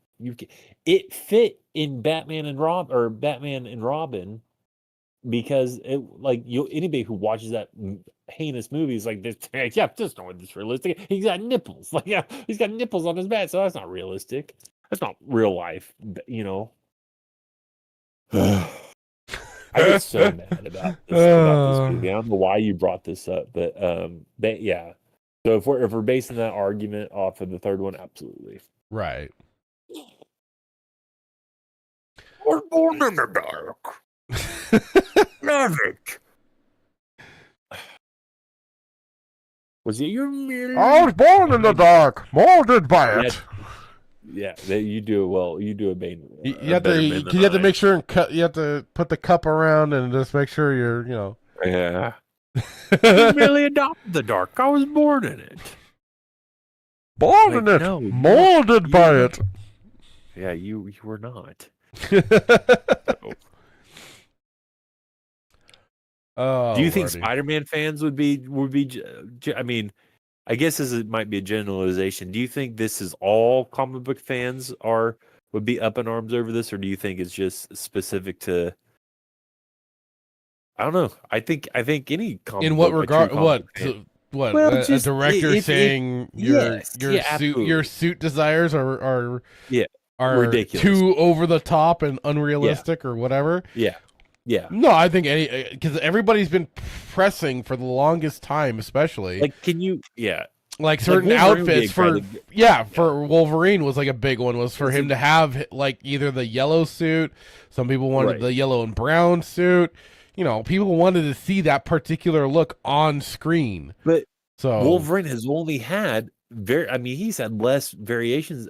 And again, I'm not a Marvel guy, so Star Wars Marvel purist if you're in the chat.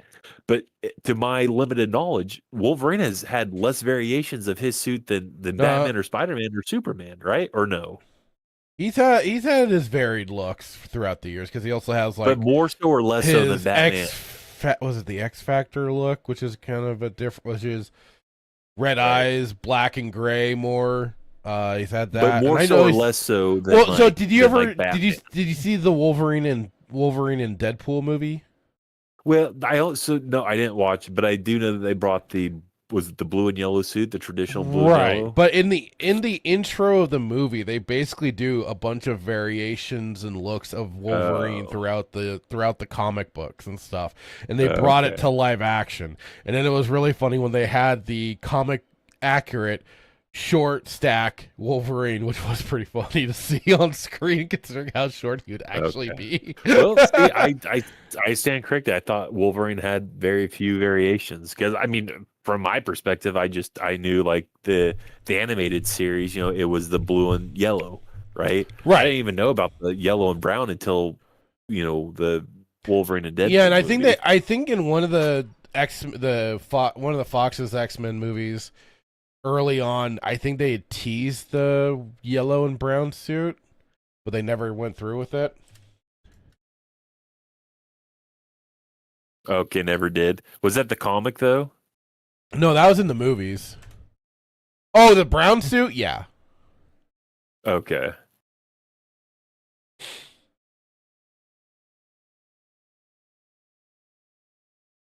So I don't know, but like, would you be pissed if they came out and did, they changed, Spider-Man, gave him a new suit for every day of the week? It would get a little tiresome, considering, like I said, he's had a pretty consistent look throughout the years. Yes, they earlier, Knightmare pointed out that they did do an addition to add the webbings underneath his arms.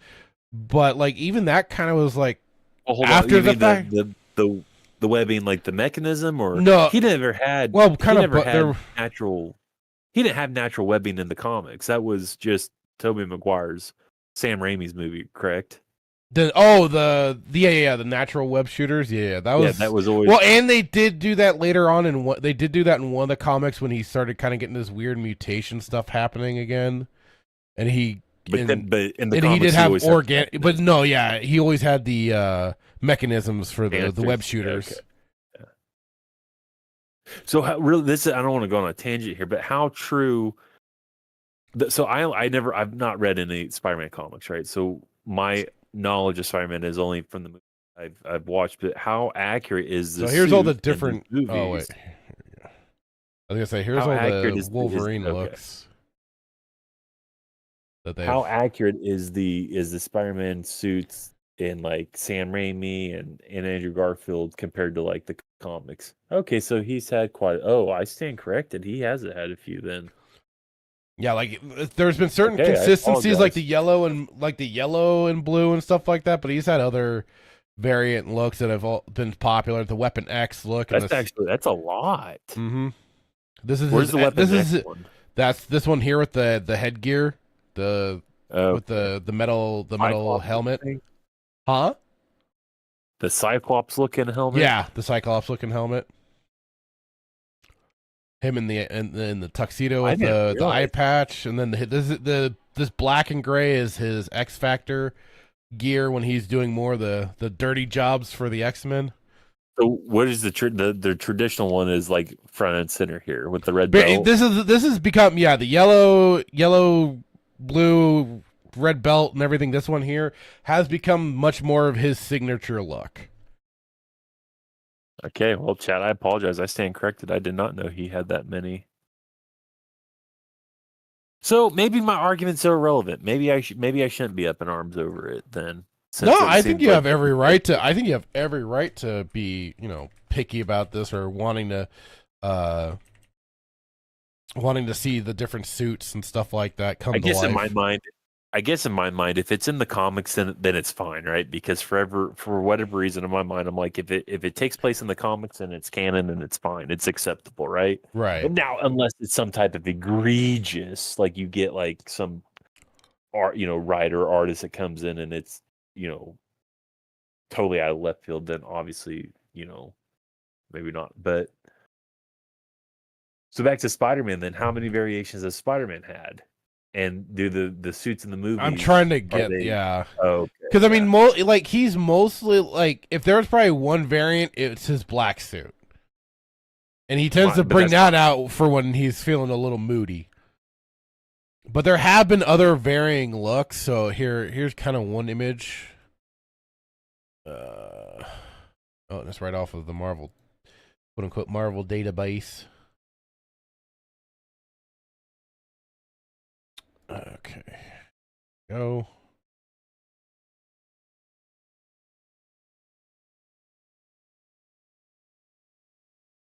Oops. Here we go. Gotta slap it in here. I think you should. There we go. So here are some here. Where's is there Spider Noir? No, because that's just an entirely different Spider-Man. Oh, okay. So, like, within the comics and stuff like that. But, I mean, the funny thing is that they have this is like a... Oh, God. I forgot what it was called now. But this is like a almost godlike Spider-Man there. This one here, the inverted white and black is when he was working with the Fantastic Four Future Foundation. He also designed some different suits for combating people. This one was... What's the one... Go down.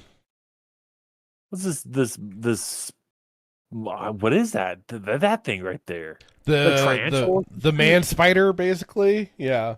Oh dear. Oh, thank you, Knightmare. Captain Universe, yeah, and Dan Blackroyd. Dan Blackroyd had it. Captain Universe, Spider-Man, and the Fantastic Four suit are pretty cool. They are. Is that a Venom Spider-Man? What's that? Is that the? So this one here, this one here is the Venom Spider-Man. Okay. That's the Venom one. That's Iron Man Spider-Man back there. This one, blue one where? Yeah, under the white one, on the all the way to the left. Oh, that one over there. Huh. That reminds me of Spider. That kind of reminds me of like. I forget which one that is. I want to say it's another like Fantastic Four look, but I'm not sure.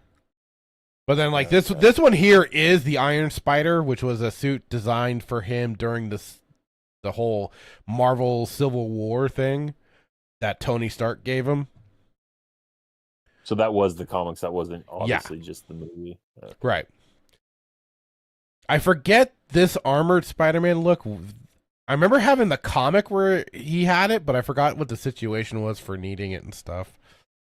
But then, like, you see the green and stuff. Like, these were different suits that he created to combat different people at certain times. The red one, I believe, even his clone Kane took and readjusted for himself. Or it might have been this green one, because it had different color variations. So it'd go from green to red, and I think to another color when he was in a different mode. But yeah, so... But I mean, this one, the one in the center, this Spider-Man outfit has been the enduring look for Spider-Man throughout the decades. These have all just been for, like, kind of either key like different arcs or whatever you want to call it, certain events and stuff like that. But otherwise, it's always been the red and blue. And like I said, when he feels moody, he gets the black suit out. What's the significance to that? What do you mean? Well, just you said just the black suit.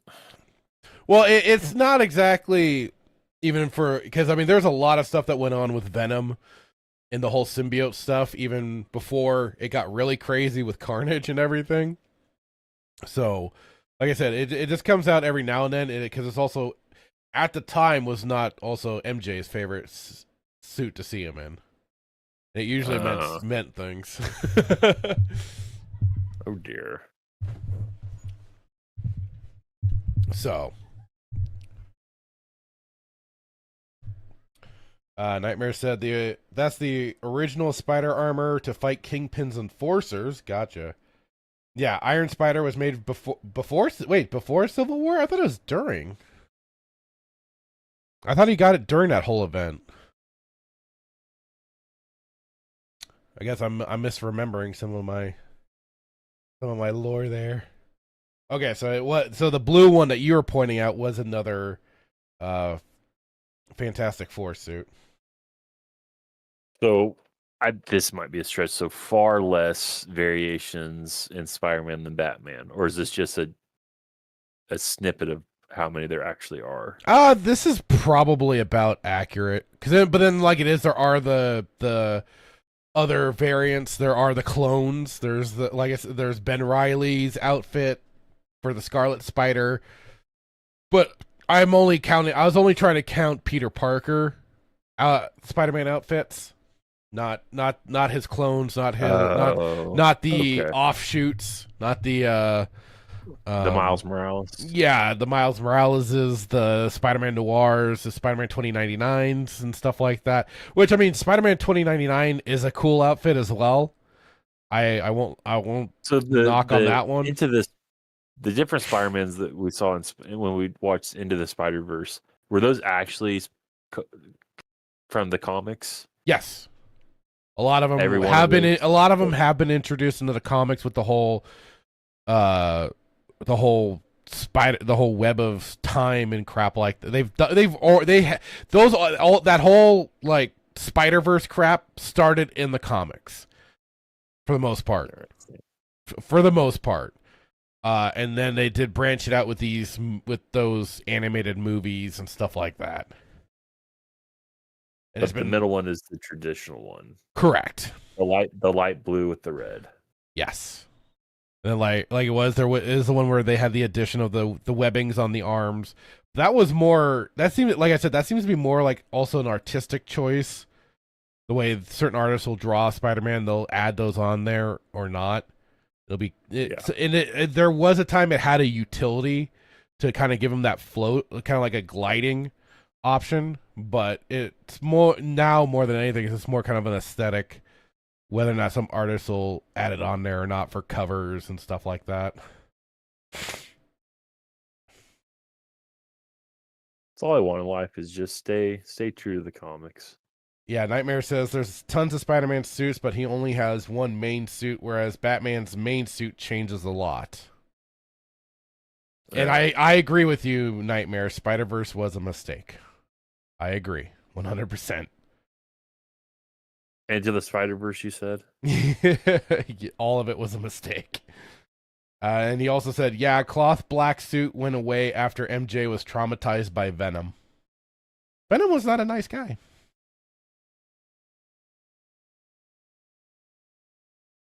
Yeah, Dan Blackroyd points out it's a great cover, the all green metallic foil with the green Spider-Man armor. With the Spider-Man armor, not the green Spider-Man armor, but with the Spider-Man armor. Yeah. Wonder if I can find that really quick. Cause like I said, I'm pretty sure at one time I had that comic.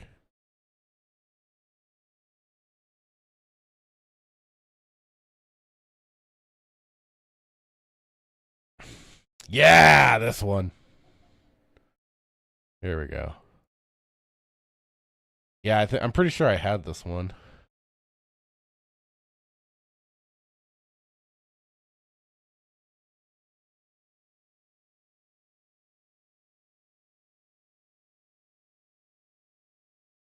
Here we go. Because, yeah, there's the 2 different Spider-Man armors.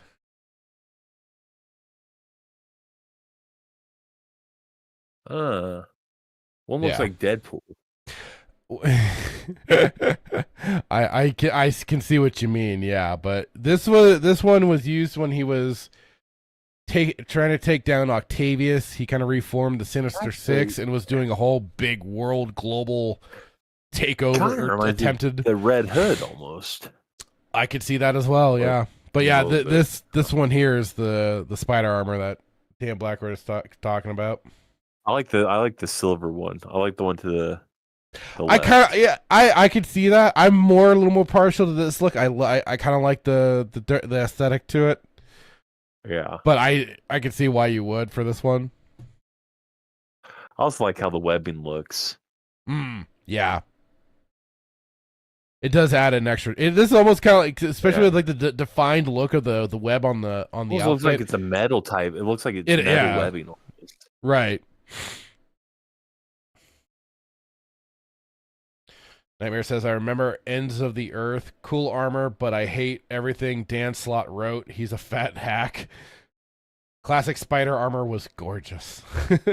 And Dan Blacker says, I've got a copy somewhere. Very nice, sir. Very nice.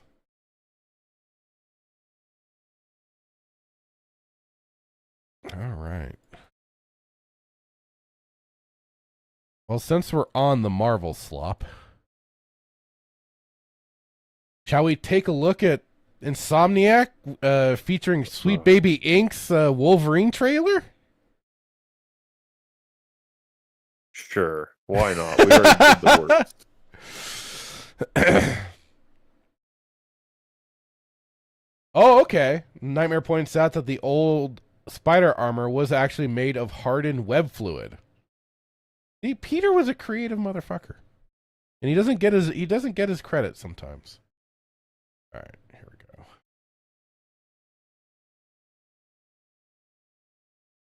Here we go.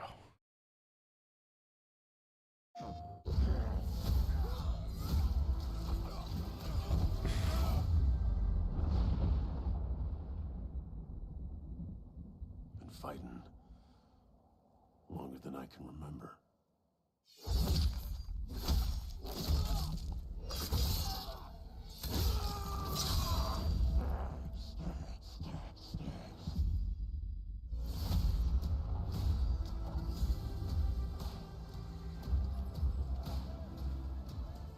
I'd like to say I'm not a violent man.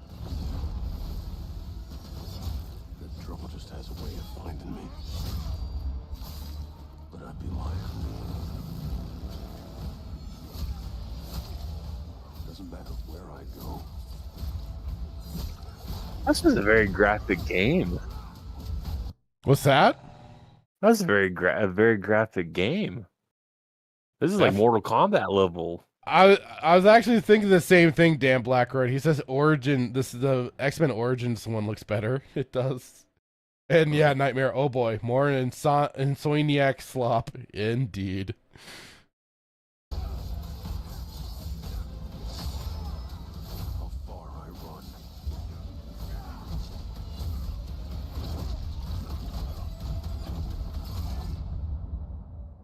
Death's always waiting.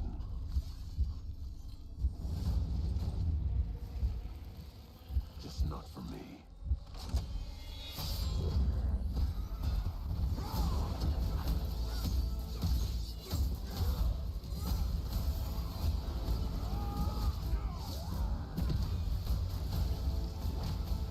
Oof.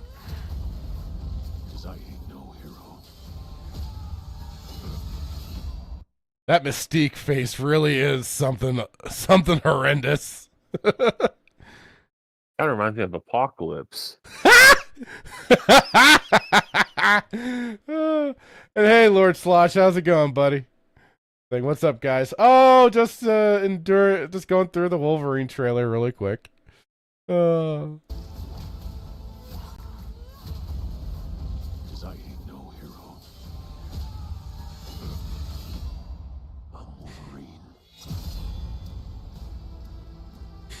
First of all, the voice does not fit the character. I'm surprised they didn't get like Steve Bloom or somebody. Like the guy who's been voicing Wolverine for a lot of the animated stuff already. Yeah, it doesn't fit. I mean, Knightmare, take your pick in this one. Like, there's a bunch of them saying ugly women in an Insomniac game. Imagine my shock. I know, and they doubled up on a lot of them in this one. Did they do this with like the X-Men 96 or something, that recent animated where like the women? Oh, the Return of the X-Men 97 show. I believe there were some bad animation stills that people grabbed. Like old school.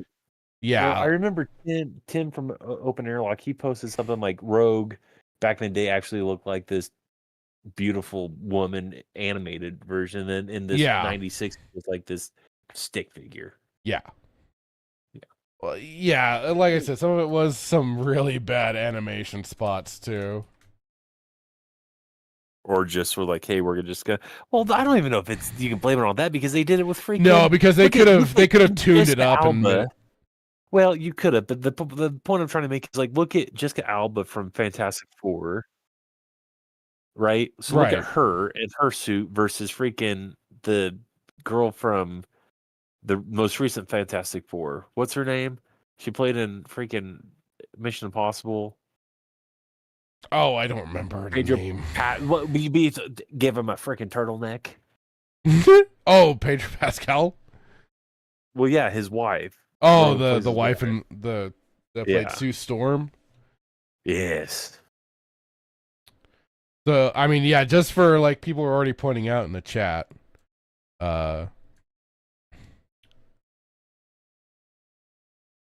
Mystique's Wolverine Mystique's artist worked on Concord, which was the epic fail of the century. I also have. Hang on, I was just going through my bookmarks really quick because I did.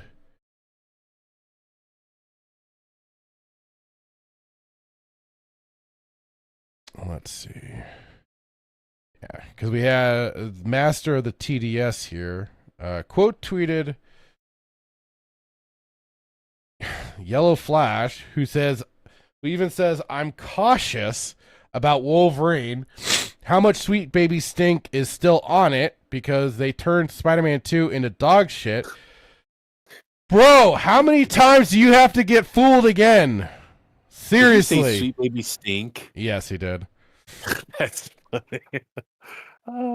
So Master of the TDS said, unfortunately, it's still carrying the Sweet Baby Ink stink. The tweet cited in the article has been deleted, and this post is one of the only records left. Even Evan Narcisse, now with Brass Lion, makers of the Wu-Tang game tied to SBI, confirmed he worked on Wolverine with Kim Belair, and Sweet Baby Inc. themselves publicly posted about it at the time. A source of ours told us that Sony sources trust us, but has largely cut ties with Sweet Baby Inc., but I believe they are still involved with this game as far as I know. And here are a couple of the tweets that they show here. Like I remember this. I don't know if we ever talked about it, but they were showing off their Spider-Man 2, of course, and then Wolverine was beneath it. So excited, grateful to say we're part of the teams bringing Spider-Man and Wolverine to life with the amazing folks at Insomniac Games. It's been truly a marvelous experience.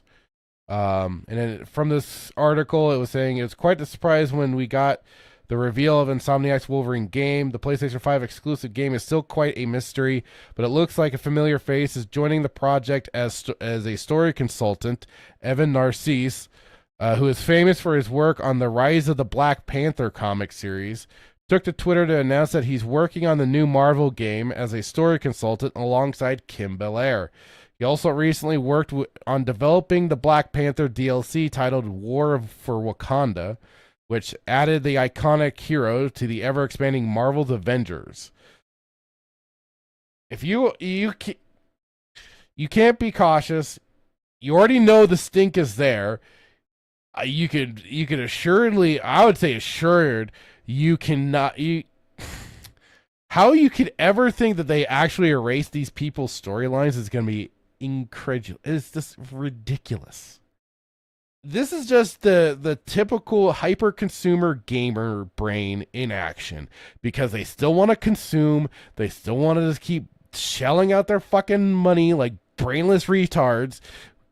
And to say cautious is fucking stupid. You are fucking stupid for would ever believe. Ever. And maybe I'm being too harsh. Maybe. But I don't think I am. How many times? How many times? Even the fucking gamers need the meme that is out there of got fooled again. Oh, hang on, let me bring it up really quick. I'm getting. I swear to Christ, these fucking people. The hyper consumer brain rot of gamers is just frustrating sometimes, because they never want to actually take a step back and remember all the facts that's been pointing out before, and just go, no, this is an absolute no. Because, in my opinion, once you've gotten in bed with the devil, you're done for, baby. Where do I have them? Where's all my memes? Where are you? God dang it. I know I have them somewhere.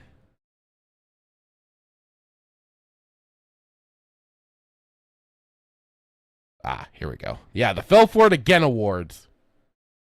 Yeah, these people are, I swear to Christ, they are the prime example of it.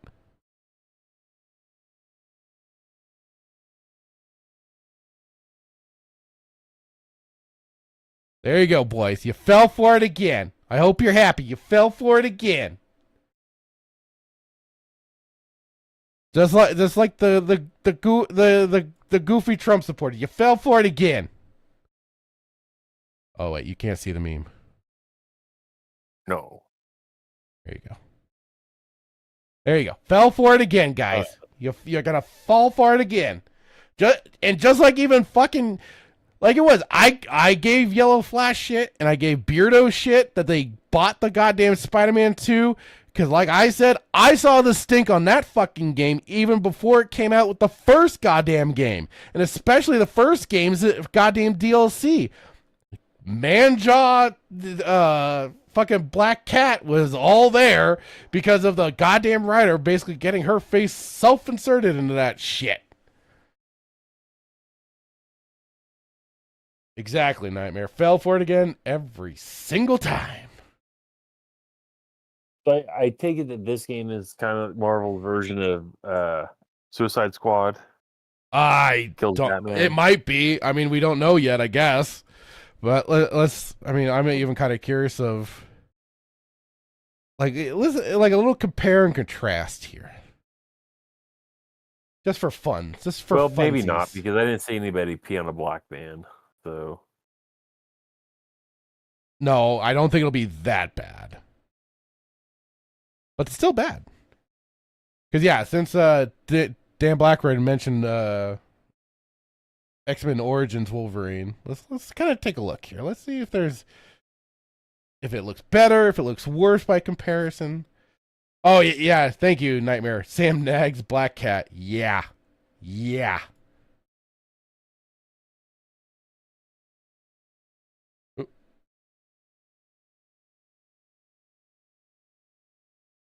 So let's go back in time, boys. Let's go back in time.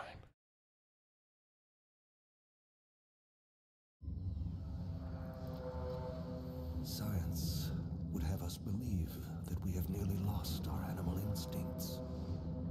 But with discipline, training, you can uncage them and turn a man into a weapon.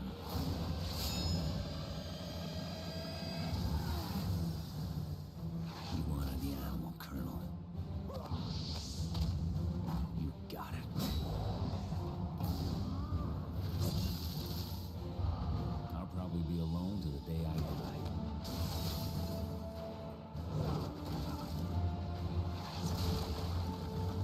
I still have work to do. I'm coming for you.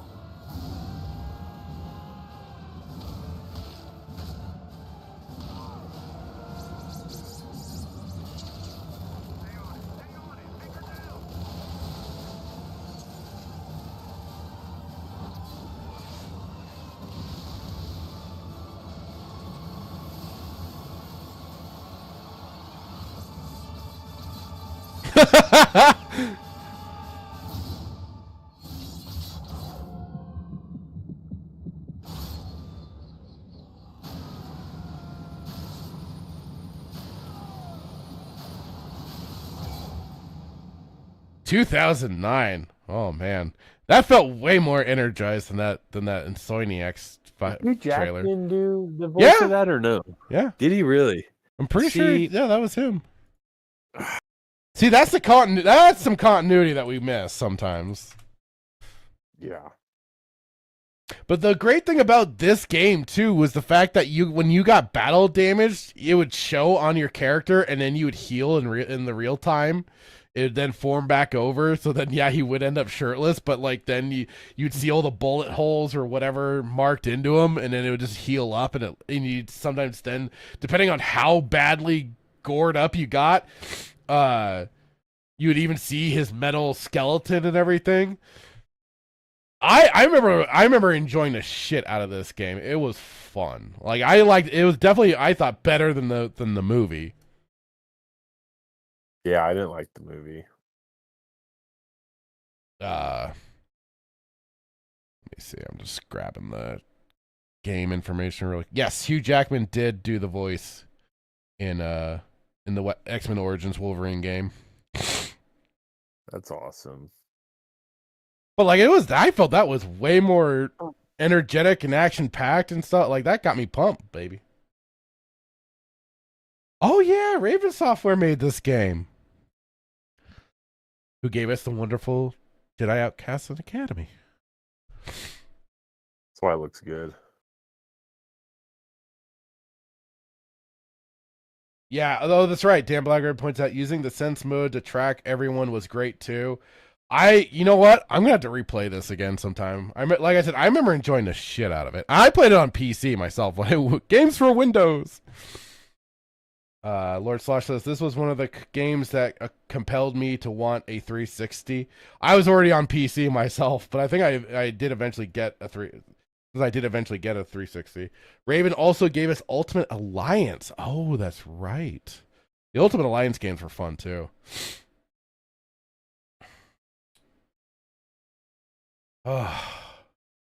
Yeah, Lord Slosh, God bless the guy, but goodness, yeah, he fell for it hard. Dude, a lot of them fell for it hard. They were, and like you said it, Slosh, too. Bro, yeah, Beardo glazed Spidey, too. And hard. And, yeah, Beardo loves soy, Fractured. All those fucking mutants love soy at this point. They're entrenched in the soy. Like, I don't think it's that difficult, people. Timon says, hated SM1, Spider-Man 1? Never cared about Spider-Man, is that, don't give, okay, yeah, Spider-Man 1, Spider-Man 2, don't give two shits about Wolverine. Like I said, I just wanted to check it out, just for funsies, and since we were already kind of doing this, figured why the hell not. Like I said, if you're like going between these two, give me the X-Men Origins Wolverine over the new slop any day. Especially, like I said, with the whole aspect of in this game, you got the regenerating skin and stuff like that. I wonder if I can find anything that shows that off. Because, like I said, that was like the cool part about the game. Let's see here.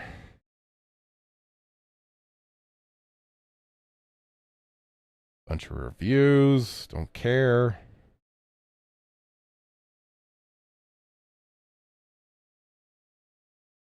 Let's see. Healing factor. There we go. Let's see if we can get like.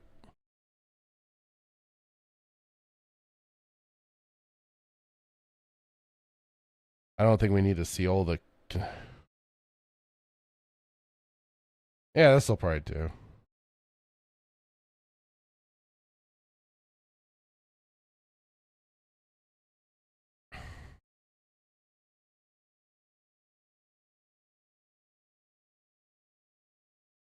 Just to kind of show some of it off here.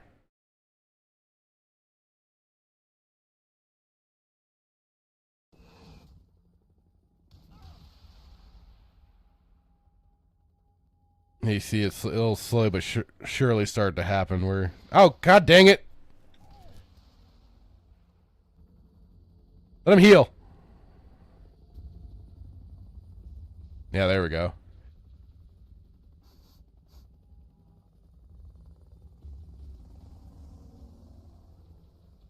And I thought that was just the coolest. That they just that like I said, the healing factor took over, and he just started reconfiguring and all that.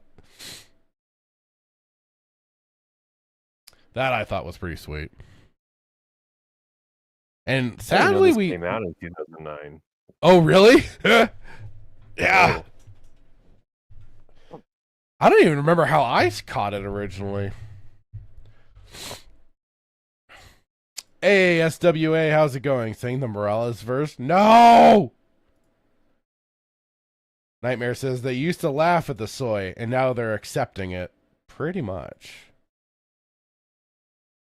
I've laughed at the soy, but I did not let the soy become part of me.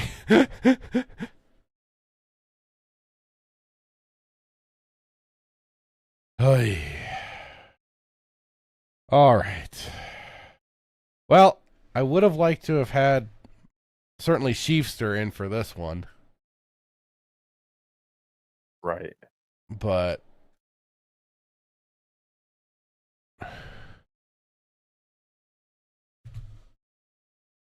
guess we could also do this. Hang on.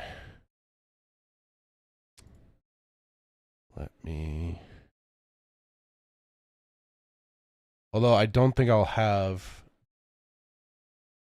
No, I won't. I won't have a custom image, but certainly, Knightmare, if you are available and want to join us for looking at this Deus Ex Remastered trailer, you are certainly invited, sir. So let me just kind of toss you that if you want.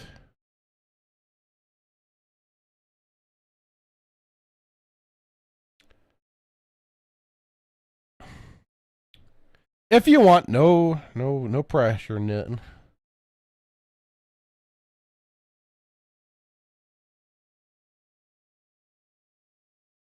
All right, no problem. You should you should get it in your Discord.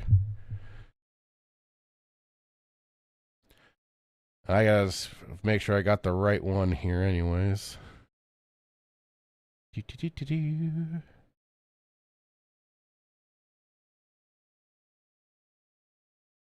Oh, what the hell?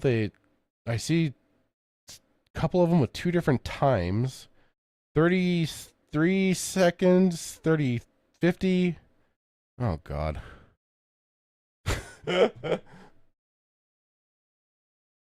Lord Slash says, what if Miles Morales was a franchise? Oh, God. Oh, no. Well, they've been trying to do that, Slosh. They've been trying to do that for a long time, and it's not working out. They keep trying to give him godlike powers and trying to put him in different trying to make him as different characters. It's not working. Some of the most forced shit imaginable. Well, I guess it was on the PlayStation... what you calls it, the Direct or whatever. So that'll be probably just go off of yeah, Lord Slash ever since Obama. Yep. They've been trying, and like I always laugh in the Ultimate Comics when where they introduced him, they eventually brought back the original Peter Parker. Like, bro, what the hell? By Odin's Fade, yes. Oh, God. Oh.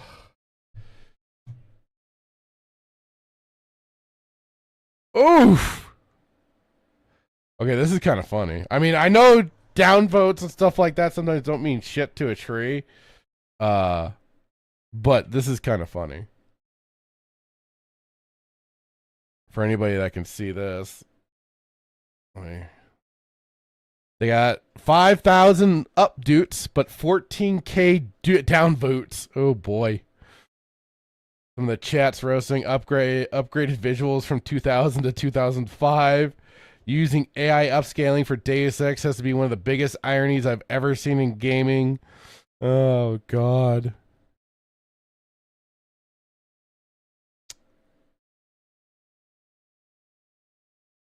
Too freaking funny.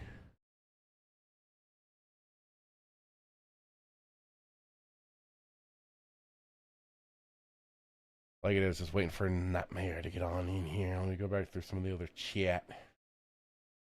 Lord Slash had always wanted to play the X-Men Origins. If you ever get the chance, I'd definitely say give it a go. I think if you have it, I think they have it on the Abandonware site for the PC side. In fact, let me look that up really quick. So you could play it on PC if you got, I think, even a decent enough rig. It should be fine.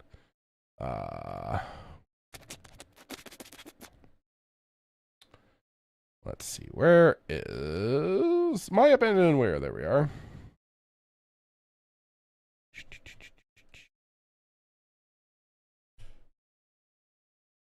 X-Men Origins. Yeah, X-Men Origins Uncaged Edition is on the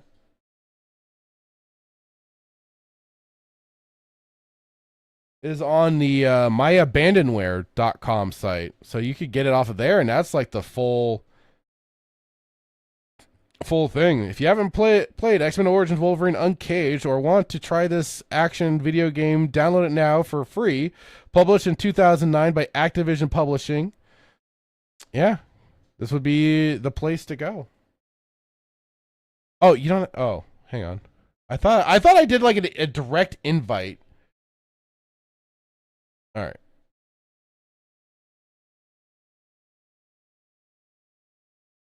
There we go.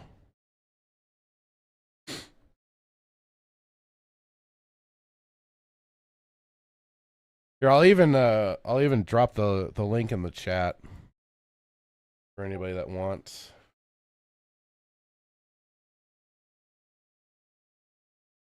Because sharing is caring.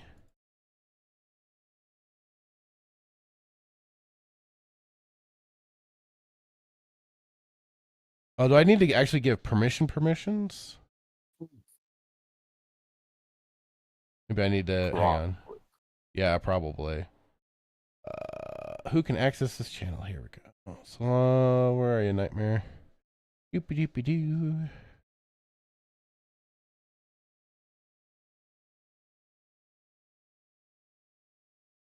I don't think he's joined the Discord yet.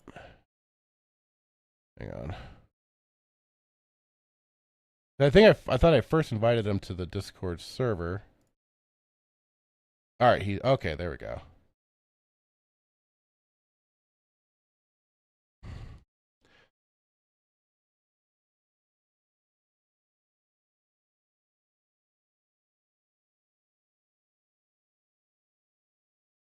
I don't do this very often. I apologize. So, add members.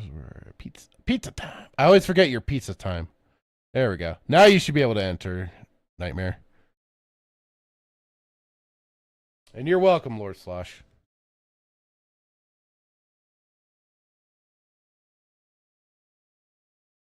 Okay.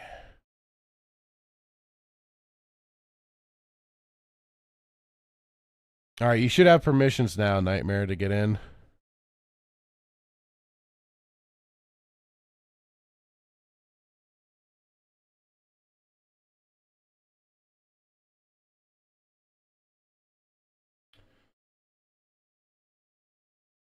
Let's see here.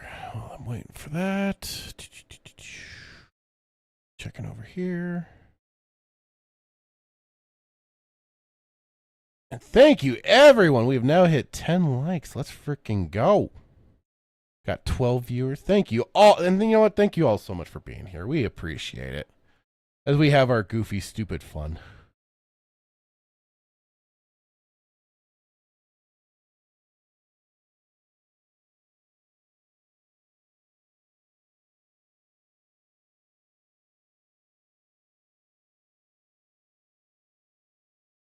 transferred to Xbox. What? That's funny.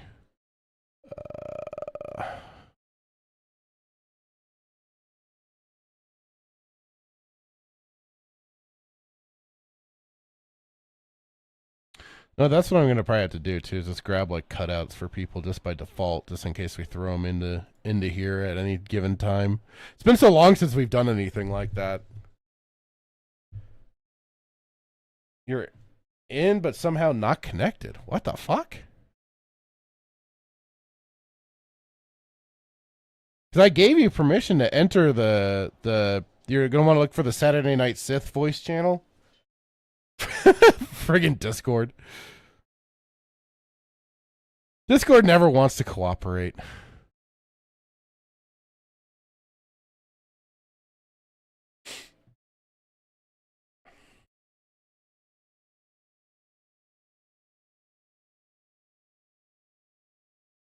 And I don't know why I didn't get a notification, but thank you, Lord Slosh, for subscribing to the channel, dude. Much appreciated. Can you hear me now? Yeah, there you are. How's it going, dude? I swear, Discord is the worst. It really I'm is. not doing too bad. How are you fellas? Oh, you know. Yeah, I know. And certainly not looking forward to this. Oh, yeah. Yeah, Sergey showed me this a while ago, and I was very, very upset. Yeah, my brother came into my room one day, to the day they dropped it, and he saw it, and he's just like, "Have you watched the trailer yet?" I just like, "No, I'm waiting for Saturday because I heard about it dropping." He's like, "Fuck this fucking piece of shit." Right out the door. I'm like, oh my. Yeah. So yeah. I'm like, oh boy, here we go. Here we go. All right, you lads ready for this? Are we ready? We're strapped in, ready to go. My butthole is ready. Okay, let's. Have you watched this yet, Knightmare? You've already seen it. I saw it while I was in. So I was when Sergey sent it to me, I was in the curbside pickup at the Chick-fil-A, and so I saw it while I was watching it, and right as it ended, the kid came up to me to give me the food. Oh no! So I saw it on a small screen, half distracted, and even then I could tell it was crap. All right, guys, here we go. You Max might have copper wiring to reroute your fear of pain, but I've got nerves. Ah! We've had to endure much, you and I, but soon there will be order again. A new age, and we What the? and its kings. Not better than kings. Gods. Yeah, it's a short teaser. But you just watching the animations, it looks bad. I mean, sure. So the original game had janky animations. It does. It had some jank. Sure, I agree. And they I'm were guessing stiff, that but I'm guessing that they didn't really upgrade any of the animations. It looks like they just made new character models. What did they do to Paul? Yeah, exactly. These character models look terrible. So there is actually a mod called Deus Ex Revision. There's another one called GMDX. Yeah. Revision does a big overhaul of the environments and stuff like that, and textures and everything. It doesn't do much on the it basically maintains the game, but they reorganize some of the levels and stuff like that, which a purist standpoint gets a little on the tism, but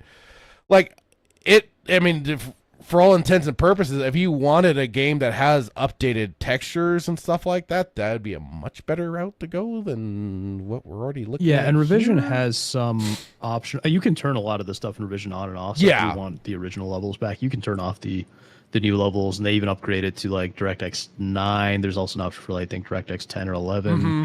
There are even they're off by default, but there are even alternative character model. Higher definition character models for the main characters.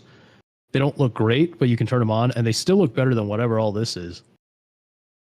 Dude, I don't even know what they were And you can install Revision from Steam. So if you have the original Deus Ex on Steam, Right? Yeah, you yeah, just yeah. go to Steam and the mod is available right there. Readily, freely. Hang on, let me just bring that up really quick. Because yeah, like all they say too is just have Deus Ex installed, and you can install Revision very easily. I got here. I'll just kind of show that off right now. Deus Ex Revision, free. It's free to get. But yeah, let's see. Community made mod. Mod just requires Deus Ex on Steam. Click here to learn more about your mods on Steam. And we can even just kind of take a. Let me just. Sounds being captured on that. Oh, by the way, one thing I noticed is that I can see it on stream, but I can't see that on Discord.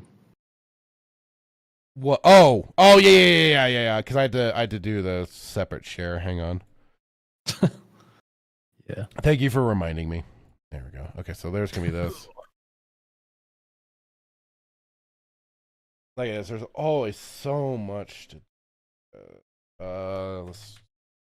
Steam. I haven't really done this before. I may also just have to get it in through the browser anyways. Hopefully this will pick it up. Okay. Okay, they got it.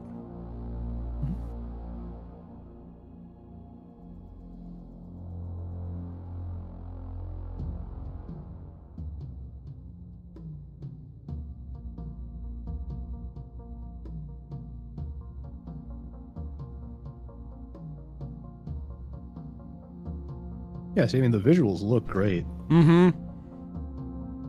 And this is all done by fans. Which is always the thing for me. It's always the thing with me. It's like, if you're going to get the fans that are much more passionate about this stuff than anybody else. Oh, yeah.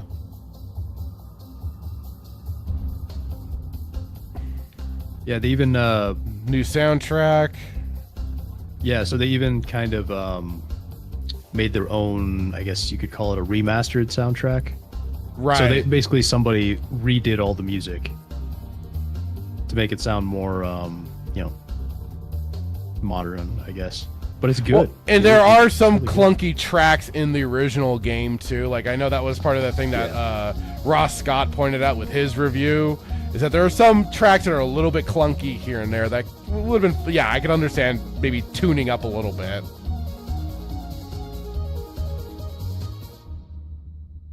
Yeah. But even just some, like, and it, I don't know, like I said, just some of the animation flow with the, get off of here, with the just the movement on this, some of it looked really, I think it was right here. For one, this looks out of place. There's just something about the trees being the way they look, the hand and everything. I don't know. It's a lot of it just looks like this would have been like when I was trying to get into 3D. I can't see it again. Oh, god damn it! The stream paused.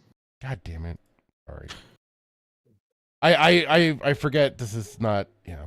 Okay. Change stream. There we go. This is one of the reasons that I use a virtual machine for everything, is that I can show you whatever's in the virtual machine, and then it doesn't matter. Well, it's also, this is kind of just the difficulty of using something like Discord instead of like Restream Studio or any of those sort of things that do the share screen, and I'm trying to remember everything. But yeah, like to me, this is something that does look out of place with the arm here, but then like the trees, the way they look, the rest of the textures for the grass especially looks awkward. You know what it reminds me of for some reason? You know what this image is reminding me of? What's that? Jimmy Neutron. Really? For those kind of eras, just like that CG kind of... Yeah, that era of like CGI animation. Because like I remember Jimmy Neutron, and people say this with video games all the time, but Jimmy Neutron was a TV show. Right. I remember Jimmy Neutron looking way better than it actually did, and then I went back and saw like some clips of Jimmy Neutron. It looks horrible, like especially the environments. Right. Just like from a visual fidelity standpoint, it looks terrible. Well, that's what this kind of looks like. That was mine too, but with the Transformers Beast Wars. the original series for that. Like I remember like remembering it as a kid. I was like, dang, that looked awesome. And then I went back, and not too long ago, I was like, ooh, kind of dated. Looks a little odd. Yeah. In places. But yeah, like this is almost like, because I once upon a time tried meddling with some 3D program software and stuff like that. I forget. I think it was Bryce 3D was the one I was fiddle farting around with. Yeah, And- you told me about that. Yeah, I yeah. think they got bought out by Daz, who are now That's mainly right. make models for porn games. That's right. Yeah. You brought that up. But like I grabbed like kind of already like rendered trees and stuff like that and was throwing them into maps. This feels like that same sort of thing where I just grabbed some already modeled trees and everything and just slapped them in there and like, all right, here we go. There's a good chance that is probably some of what they did. You know, It they probably wouldn't just grabbed like some surprise me. 3D stock models. And it just seems kind of funny to me that like all they did was put in then like a high res skyline shot, and that was kind of, they called it like I don't know, like I don't know where to go with this with a remaster. Like should they have done more, or did they already go too far? Like the one and only thing that I can think of that is good about this is that they're going to be adding controller support. Because the original Deus Ex does not have any kind of controller support. It is 100% a PC set game. Yes, they But ported that it. also I believe the means PS2. that they're going to change some stuff. Right. So and that, the it's always PS2 port is scary. very yeah. So the PS2 port is very cut down. Deus Ex: The Conspiracy. Right. I haven't played it. I've only played the like original PC port. Mhm. But the PS2 version is like heavily cut down for consoles. Well, for PS2.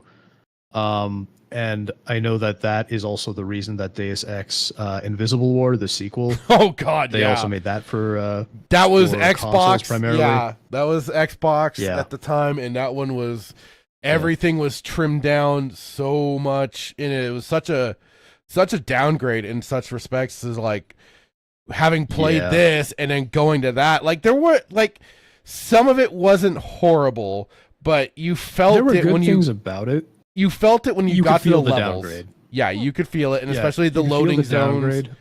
all that. Yeah, there was so much loading, and then but I will say really the one good thing about Invisible War is that it is a good ending to the series. You know, it gives you some nice definitive endings there. Yes, that is at least one thing you can get out of that for sure.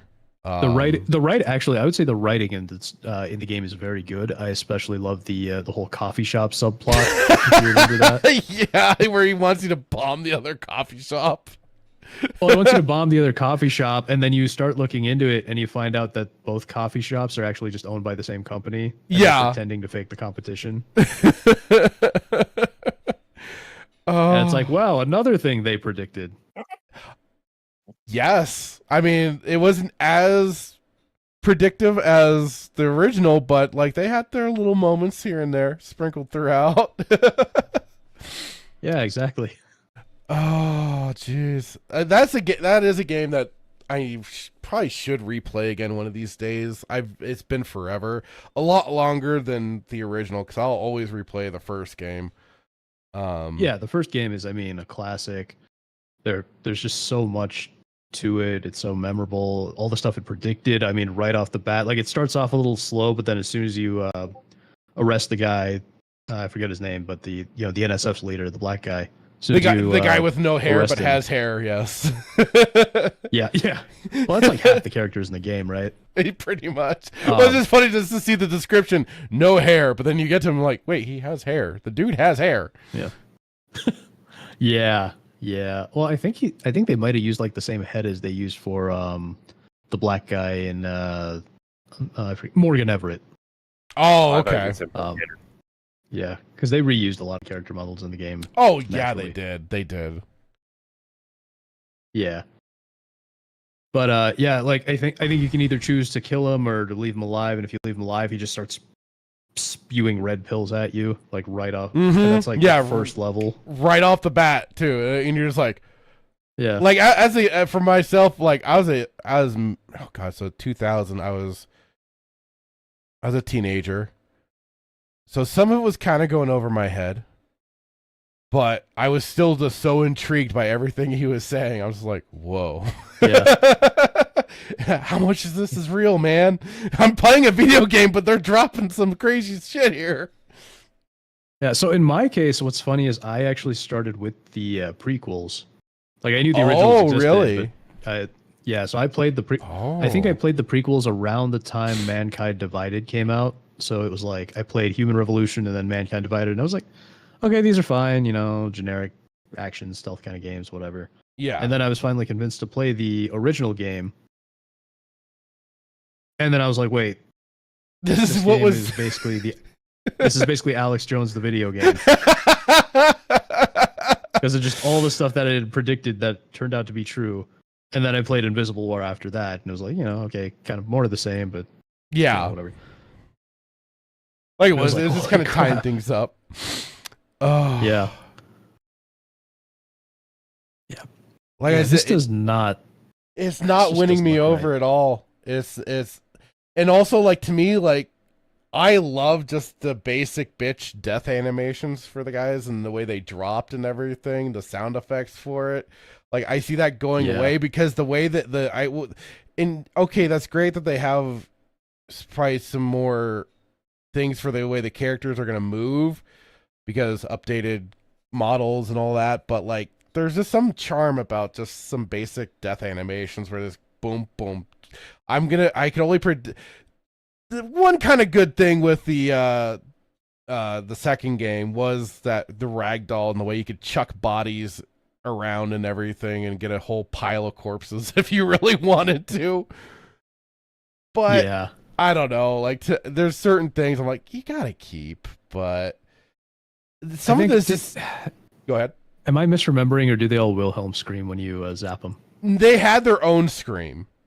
It was their own kind of little death wail. It would be kind of similar to a Wilhelm scream, but it was their own kind of. Because I remember it just being super scream. goofy sounding. Oh God! Let me see if I have my. Hang on. Oh, by the way, I dropped my actual avatar in the Discord chat if you want to use that. Oh, cool. Yeah. That way I don't just look like I'm Tobey Maguire, even though, we love Tobey Maguire. We all love Tobey Maguire. Save image. Go.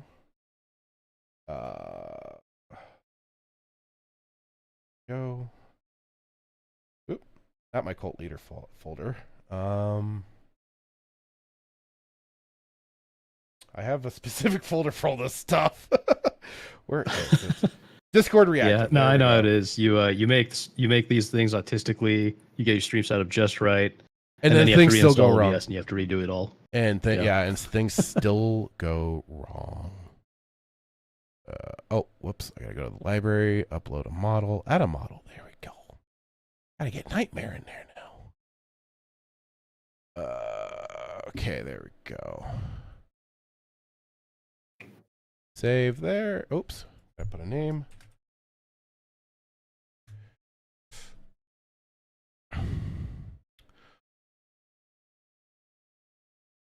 Okay. So much stuff to do. Yeah, the way you bounce up and down when you talk is also entertaining because it's not like a lot of them will just they'll just move up a little once or whatever. Well, and it's just like constantly bouncing like you have ADHD. I did that with mine. Like mine has the little bounce while I'm talking. Yeah, like he's just kind of like jumpy. And then with Hitman's is just the light up, and I think he does a singular kind of bounce up. That's it. I made mine more the tweaker. Yeah, about the Jorans, and it goes. Yeah, then it goes psychotic. Yeah. Well, I mean, it's better than the what happened a couple weeks ago. You got Hitman's was just like a big face or something. Yeah, I had to. That was a weird moment where because something was going on with the just the reactive had gotten a weird update.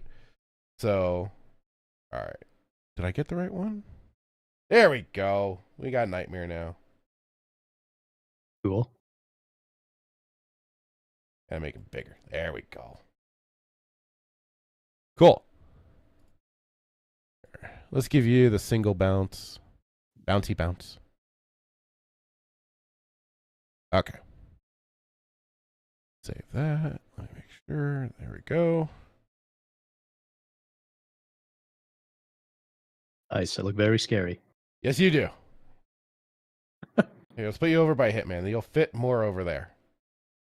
Two big, armored up, scary looking dudes. Lord Slosh does say, I love Toby Spidey so crazy that in 18 years they never did any more Spidey movies. Wild. I know, isn't that crazy? Nothing ever. Oh, you know again. what? They did do one. They did do one in 2021, but it wasn't yeah? really a whole movie. It was just like pieces of a movie. Oh yeah, I think I caught some of that. It was kind of disjointed, but you know, there was Toby again. Yeah, it was great for a brief moment. Yeah, yeah, it's crazy. Lord Slosh saying fractured from my era. Nice. I guess so. Yeah, because like I said, 2000. I was just entering high school. So yeah, I think said, you guys are a bit older than me.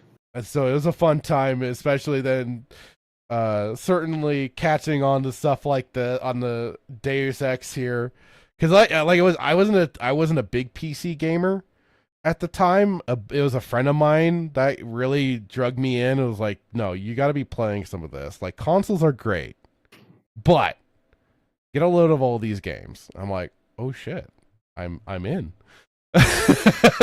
Yeah, well, I kind of unintentionally became a PC gamer because what happened to me is like I always had like a PlayStation, so I had a PS2, PS3, and then basically in college, since I just didn't have the space to have a console, but I had a laptop. I was like, I convinced my dad, hey, why don't I get at least like a gaming laptop? So it's a nice, powerful laptop. I can use it for my college classwork, but I can also all that stuff, play games on it and stuff. And so that way, I was like, well, hey, now I'm basically a PC gamer, and I actually bought my first PC game.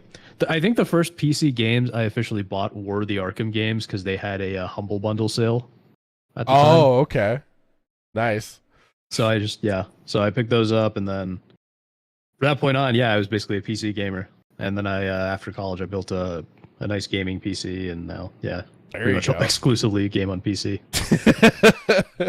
It is such a wide open world of gaming. It's so fun.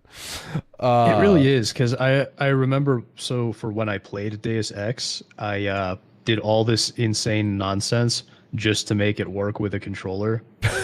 So, oh god, I had a guy I knew was just like that. Like, he even was working. He got he was using a controller in Star Wars: The Old Republic, the MMORPG. I'm like, dude, what the hell? Yeah, but I would probably have a lot to talk about. There's a program. There's a program called Anti-Micro that will basically let you map your controller inputs to keyboard keys and mouse inputs and stuff. Yeah. So basically, that's what I did. Okay. And then obviously there are parts in the game where you still have to like type stuff and whatnot. And I think that's kind of cool how you actually have to discover the password rather than just like have the password automatically. I think that's kind of a cool aspect of the original game. That's what I like too. So obviously for that, I can still use the keyboard. I was even writing down the passwords and stuff like that, so I had them readily available because I didn't know like was game facts. I don't always remember being a thing, so like there were times where it was like, okay, I found this, write it down, I have it readily available, or just you look back in the notes in the game itself, grab them there. But at least then you weren't like toggling between the two, especially if you're trying to hack the damn machine. Or you had hacked it and you're trying to use it in passwords in the different areas of the computer on there. I mean, that was like the crazy thing. Like the computer, even the computer uses were so intricate with what you had to do. So it does, like you kind of mentioned taking stuff out. It does raise some alarm bells of what could possibly go missing from this game. Like because if they're putting this game on, I assume PS5, right? So if this is going to be on PS5, it has to work with a controller, which means a lot of that interesting like passwords and stuff like that, stuff that like requires a mouse and keyboard, that's likely just going to be gone, and most likely it's just going to go to some like menu option, or like it's going to do what a lot of other games will do, where you just like have to go find the password and then Until you find the password, it literally just does not let you touch the thing. And then you find the password, and then you can just go back and automatically do it. Right, exactly. That's what that was exactly it. Yeah, that side of it is especially worrisome, just the gameplay aspect, because I mean that was part of what to sunk you further into the world. Yeah.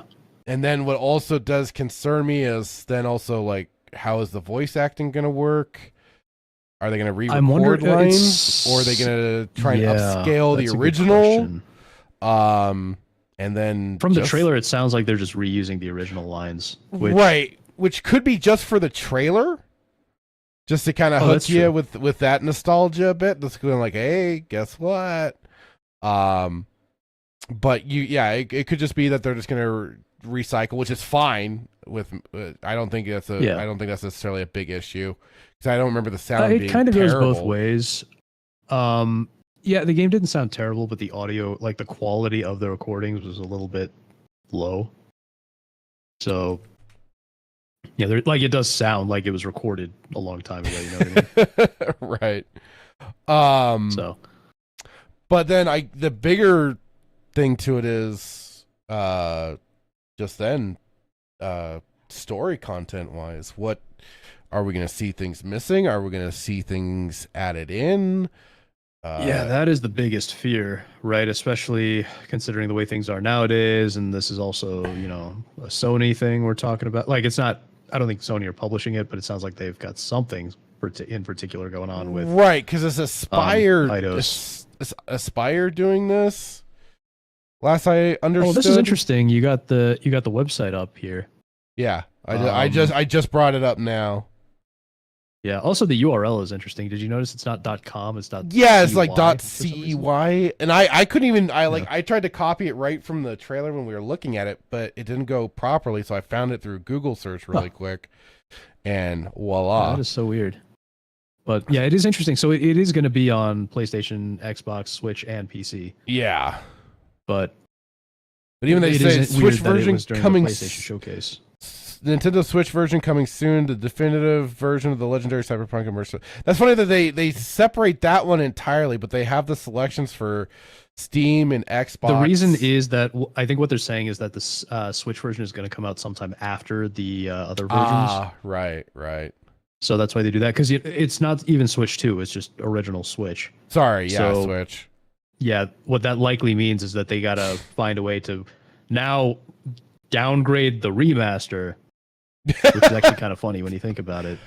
I mean, so they got to downgrade the remaster to run on the Switch. Oh no.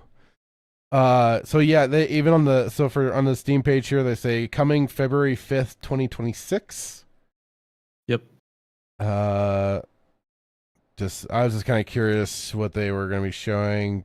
All this immersive system upgrades, quality of life enhancements, autosaves, faster loading, achievement tracking, and cloud saves across supported platforms, controller support, multi-screen support.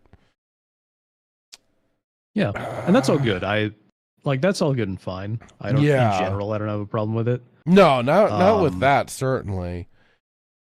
But it does lend the question, how much more are you quality of life enhancements? Because you're only listing a few. I mean, again, that's fine. Well, and like I say, you're only listing a few. All fine. And the idea of like quality of life enhancements could be, like you already pointed out, the auto input for passwords and stuff like that. That could be what they consider under that umbrella. That's true, but of things. Yeah, it could be. I mean, streamlined navigation under controller support could also be that. True. But they redefined radial menu. Oh yeah, because refined radial menus, fluid weapon management, streamlined navigation, all adapted for modern controllers. You're right. Yes. Yeah. So I mean, radial menus. That's like exactly what you want with a controller. Yeah. Like that is if they made a controller mod for Deus Ex, that is exactly what I would want, is radial menus. But it really is like the password management and stuff like that. Mm-hmm. That is a big concern there. Because I did also see a post on X where it was discussing. So for this page here that I found, get out of this. On the day for the Deus Ex Hub on X, they said Aspire says the new control scheme for Deus Ex Remastered will be similar to the Eidos Montreal Deus Ex games. Quote, our approach draws inspiration from what Eidos Montreal pioneered in Deus Ex Human Revolution and Mankind Divided. Refined radial menus, fluid... so basically what we already just said with what was said on the Steam page. So, I don't... Like, it's been a while. I've never played... No, scratch that. I played Mankind Divided on PlayStation 4, but I mainly played Human Revolution on PC. So I would have to see the gameplay again for that game with controller to kind of know what they're going on about. Because I just remember I played all the games on PC, but I play everything with a controller. But the problem is I played the prequels so long ago that I don't even remember what the control system felt like. And now I'm trying to think of which mod this is. I don't think it's a mod. This looks like someone made just like a mock-up or something. Okay. Yeah. So if you look on the right there, he says he replied to himself with a source. Oh, gotcha. Yeah. A couple months ago, I decided to move away from product graphic design to game UI and started working on redesigning the UI of the original Deus Ex, like if it's a remake or modern console. Came out today. Hope it will be good enough. Land me a job. This came out. This person posted this August 15th, 2022. Yes, about 3 years ago. Damn. And this looks better. It looks like the guy does have a job of some kind. So. But yeah, this is clearly way better. Like I said, man, the passion of fans and stuff like that always will. Yeah. Not always, but generally yield positive results. Yeah, fans almost always do a better job because they care, whereas a lot of this stuff is just corporate slop, right? Right. So just sad, because I also not meant to be sharing that. Boom. I know, people have already been kind of pointing out the different system hardwares. The system requirements are insane compared to the original. I got this as well. I mean, if there's one thing I'm going to start getting a little spurgy about, it's definitely this game, because it worries me. But yeah, Deus Ex Remaster. Go ahead. What on... I'm just at a loss for words here. Like 16 gigs and a 2080 recommended for a remaster of a game from 2000, as they said. And the game still looks like that? This is the problem also with coders and stuff like that nowadays, is that they don't know how to optimize their fucking games. Well, I think that is a big part of it, and I've been saying this for a while with I am guessing this is an Unreal Engine 5 game now, just based on everything I've seen. Well, and I think even the original was an Unreal Engine, because they did a certain thing too. They did a certain thing too in the original, where when you got really close up to walls and stuff like that, the textures popped out, and at first, from a distance, they'd kind of look the way they did, but once you got close up, then you'd see the extra detail in them. I forgot what it was called. Oh, that's just mip mapping. That's just mip mapping. That is something like that. That's actually pretty common. But that was cool, just in of itself. But yeah, but no, that was might be right. that was a unique. That at least felt like a unique thing at the time. Yeah. Okay. Yeah, it was Unreal Engine 1 is what they used. So yeah, you're right. Yeah. But yeah, I think they're using Unreal 5. Like Unreal Engine 1 through 3 are clearly they're great. I mean, the Arkham games are on Unreal 3. Unreal 4 was fine when they figured out how to optimize it, but they definitely had issues. But Unreal 5, I think it's some combination of Unreal 5 being a mess in and of itself. Mm-hmm. And yes, as you said, developers getting incredibly lazy and not optimizing and just going just throw DLSS at it, who cares? Well, and that was kind of the I hate giving Kojima any credit, but that was at least kind of the thing I was like really surprised by when it came to like Death Stranding and it being like this kind of open world-ish game as big as they're kind of touting it. And it wasn't bad on terms of space. It was like 60 gigabytes in comparison to something like a Red Dead or GTA, which almost peaks at 100 gigs, especially with Red Dead 2 and stuff. Like I was expecting it to be a lot more for taking up on your space. I was a little bit surprised on that for that in particular game. So I think like even too, maybe this developer attitudes where some people can get that results versus not. There is, but how does it run on PC? I think I have it, but I've never really played it. I got it with my 2080 Ti and it was running good, that I recall. I think my brother's even played it and he has a slightly lesser card than me, but I don't know what he changed graphics to and stuff like that, but I know he was playing it on his. Okay, yeah. Well, yeah, then that might work well. So, but this yeah, is I mean, funny. this is funny. Yeah, this is just ridiculous that you would need that kind of requirement to play this game. Yeah, I don't know, man. So because I know, like, yeah, there were people were pointing out you said the GM DX mod? GMDX, yeah. So there are two mods. GMDX is one, and then the other one is Revision.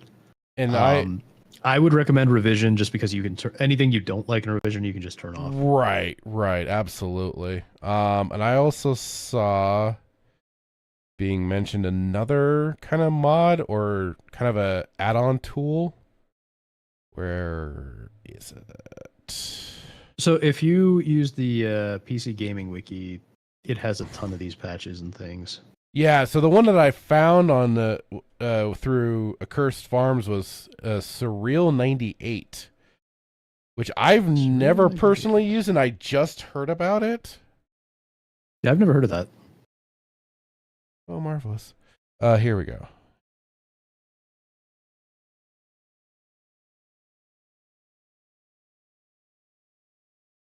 So the Surreal 98 is a runtime that allows you to play your old Unreal 1 titles from the 90s in Unreal Engine 5 with VR support. All you need is a copy of your old game installed in Surreal 98 and you're good to go. And then here is... That is incredibly cool. So and I'll even drop a link for people to check it out if they want to as well. Old game renderer versus then the auto upscaling using Surreal 98, and you can already see the lighting changes just from that. Yeah. How do you actually use this though? Because it just says coming soon. I don't know. Like they kind of show run your old engine game with power feature Unreal Engine 5. So I like I said, I just heard about this. I don't know. To certain degrees, this could just be also just my own wanting to maintain aspects of the old game, but I don't know. I kind of like the original in this image better than the turbo bright. But I mean, this is probably more akin to what it would be. I like the look of this now. We'll see. Yeah, so this one looks good, but the previous image you showed does not. Yeah, that doesn't. Well, I kind of like the more dark, the kind of shadows for the room and stuff like that versus this. It fits. Yeah, the first image fits Deus Ex better, but I don't actually know where this is. So it could be that the second image would probably make more sense. This is when you're in Hong Kong and you're breaking into the VersaLife building. Oh, is that the VersaLife building? I'm pretty sure it's before. So basically, like where this guy. Hang on, where is it? Where this guy is. Yeah, exactly. This I remember. Yeah, this is the office area as you're coming upstairs to go into that room to then get into that whole facility side of the building. Interesting. Okay, well, so early access coming really quick. soon, huh? Yeah, I looked at the discussions really quick, and it looks like there is a if you want it, it's in beta, and you got to go to the guy's Patreon. Okay. Yeah, so you gotta pay the guy like $25 on Patreon to use it. Yeah. All right. Well, that's a if you want sort of situation, but at least know. And I'm gonna add that to my list just so I can, and I'll also follow just so I can keep an eye on it and use it somewhere down the line because it looks promising from the Yeah, it looks like a great way to improve it. Now, I only wish that we had like controller support, like real controller support. Right. Let's see. 'Cause it's funny, like in this they say full controller support, but I'm like, wait, what? Yeah, well, full controller support likely means that if the game has controller support, it will have work that, with. Right. Yeah. Yeah. So it'll work with a modern controller as opposed to just like the old direct input controllers. Yeah.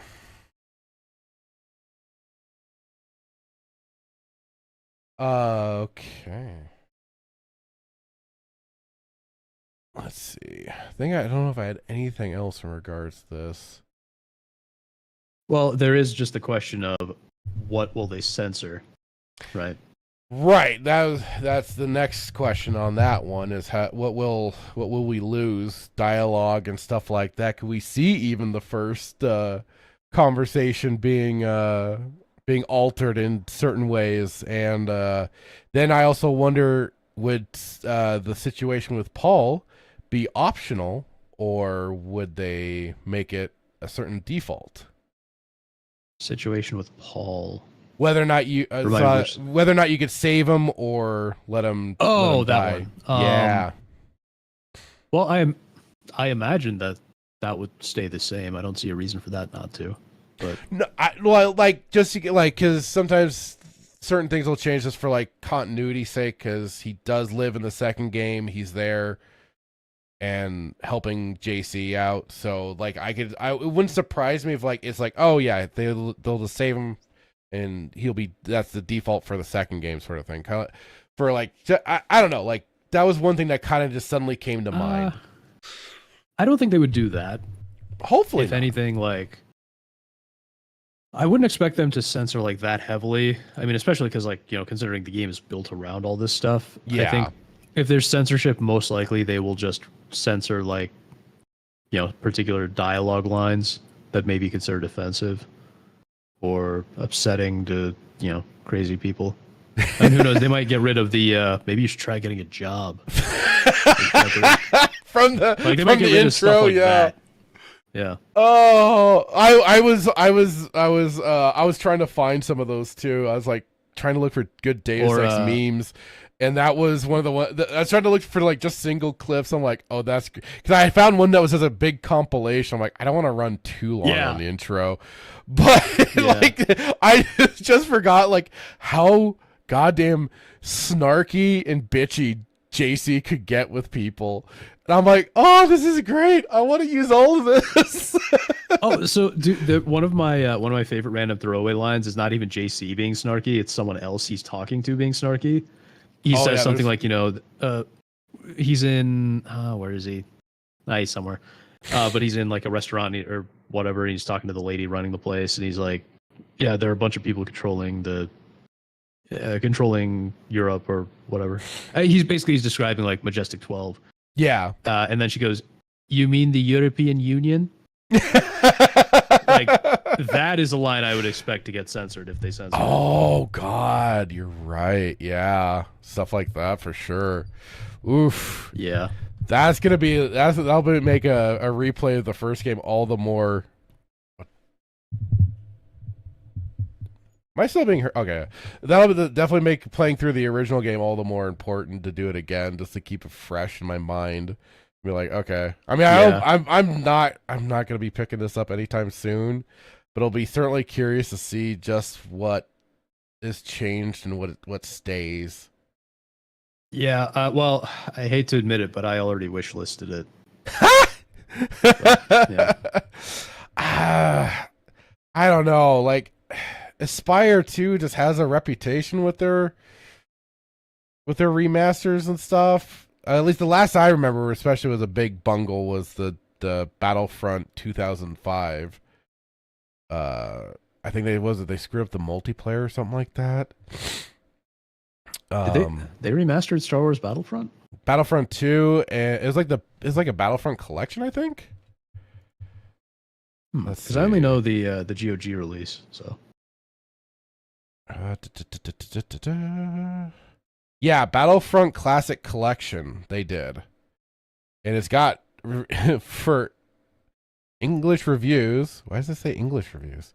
It's funny. English reviews mostly negative. Recent reviews mostly positive. So maybe they fixed some things. Well, I've noticed a lot of games tend to get the get better review, get their their reviews go up after some time. So I see Star Wars Battlefront 2 Classic 2005, which is in my library. I'm vaguely remembering what you're talking about, but I don't see the. That was like, I think that was like the remaster. one big bungle they made. Spartacus had gifted me, I believe, the Star Wars Bounty Hunter that I played through, and that was fine. I found it. Yeah, Star Wars Battlefront Classic Collection, mostly negative. Yeah. Oh, so it's for, like I said, it's weird. It's like, has recent reviews and then English reviews. I don't know why it's saying that on my site. That's weird. Huh. Oh yeah, overall reviews mostly negative, recent reviews mostly positive. Yeah, I see. Yeah. Yeah, so I can see the problem. Broken in every way imaginable with server management I can only describe as pathetic, downgrade from the original. Politics have been injected. Oh, jeez. They changed pronouns in this collection now, of course. Oh, and I remember, I know James was trying to go back to the original versions to try and find the difference of certain character models as well. I was trying to look for those for the PC side of the original version of the game. Yeah, I remember there was some muckery going on. Oh yeah. Oh yeah. James has a review here. It is still so incredibly broken in so many ways, and entirely pointless compared to the original version of the games you can get for way cheaper. There's zero reason to buy this. And like it is, the original version still has their own multiplayer support and stuff like it was. Yeah, because GOG is running. I believe GOG is running the servers for the original Battlefront 2 online. Yeah, they are. It was funny. Like this came out, but then it was like they were like, "Hey, guess what? We've got or it was something else. I forget, but it was just something like Battlefront. Oh no, I think it was. Oh, it was for during Battlefront 2 from EA. That was I think coming out or had come out and had the disastrous results that it did, and then suddenly from Disney they were like, "Hey, guess what? You can play Battlefront 2, the original, with the updated server support. Here you go." And everybody was like, "Oh, okay." I jumped right in. I'm like, "Shit, yeah, let's go." So, yeah, I remember I played that like way back on like I think an Xbox at a friend's place, and then I think my cousin had it so on PSP. So we actually played that on PSP. Yeah, there was when I was a kid. They had a different Battlefront on the PSP. I forgot what it's called. I mean, it was like essentially the same, but they had like a different title for it too, if I remember. On the PSP. PSP Battlefront 2. Was it not just Battlefront 2 on the PSP? Maybe it was. Maybe it was, and I'm just misremembering things. I know. There is definitely a difference, obviously, because it's a handheld port. But yeah. I'm not sure. It doesn't look like there's a different title to it. Because I think James is also trying to check out the character models on that even as well. Yeah, no, the PSP version is still just called Battlefront 2. Okay, maybe because I think there's like another like Battlefront game, but it might have been a singular edition or something. Okay. By the way, Pandemic is the studio that did the Battlefront games. Yeah, I did the originals. So, fun fact, since we were talking about Batman earlier, they were supposed to make a video game for the Dark Knight movie before they got shut down. Really? Yep. Yeah, there was even an interview with Gary Oldman talking about, I think he was talking about like how they were trying to do the cape physics or something. Oh, wow. I didn't know that. I didn't even know that they had done a Batman Begins game, but then I heard about, I think EA did that one. Yes, EA did. I don't know who the studio is, but yes, EA did do the Batman Begins game, and for what it is actually a fairly decent game, and I might stream it someday just to like show it off. It is actually, if you don't go in expecting Arkham, it is a reasonably fun game to play. Well, wasn't that was that before or around the same time as Arkham? So Batman Begins 2005, Dark Knight would have been 2008, but I'm guessing that if the game had come out, it would have come out like maybe late 2008, early 2009. Arkham Asylum came out summer of 2009. Oh, okay. God, was it that long ago? Yeah, I feel old, man. I had to annoy my dad so much to buy me the game. Well, it just suddenly like just hit me like I was like, oh wow, so that was wow, we were spoiled. We really were. Yeah, we used to get so much good stuff, and now, well, like in the intro, now everything is just crap. Yeah. Everything you hear and see just sounds like shit. I'm like, I am that person, aren't I? Yep. Yep. So Eurocom made the Batman Begins game, and I think Eurocom were the same studio that made some of the later James Bond games. Oh, okay. So they made they made GoldenEye 007 Reloaded, so the Daniel Craig GoldenEye remake. And then they did 007 Legends. Oh, and they did Quantum of Solace as well. Oh, so they got a little reputation to them. They did, yeah. Oh, and they also did some of the Harry Potter games that EA made. So, yeah. I never played those ones personally.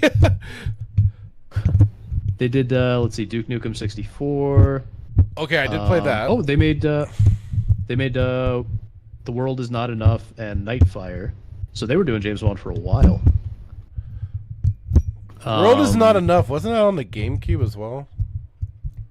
Yeah, it was PS2 GameCube era. Oh, no. Sorry. World Is Not Enough was Nintendo 64. Sorry. Oh, okay. So that was still Nintendo 64 era. Gotcha. Yeah. I don't... it was Rare who made the original GoldenEye, right? Yeah, for GoldenEye. Eurocom made World Is Not Enough, which I think is underrated, by the way. The other Nintendo 64 one. And then the one you're thinking of is Nightfire, maybe? Which was maybe... There's Nightfire, and then there's Agent Underfire, which I think Eurocom did not make. But Eurocom did make Nightfire. And Nightfire, I think Nightfire's multiplayer was also well received. Gotcha. I remember playing one on the GameCube, and I just forget which one I got. I don't know if I still have it. Yeah. But... Oh, crap. And they were supposed to make Spider-Man 4 on the Wii. I didn't realize they were the ones behind it. Oh, wow. Yeah, so there is floating around out there, and I think I have a copy of it.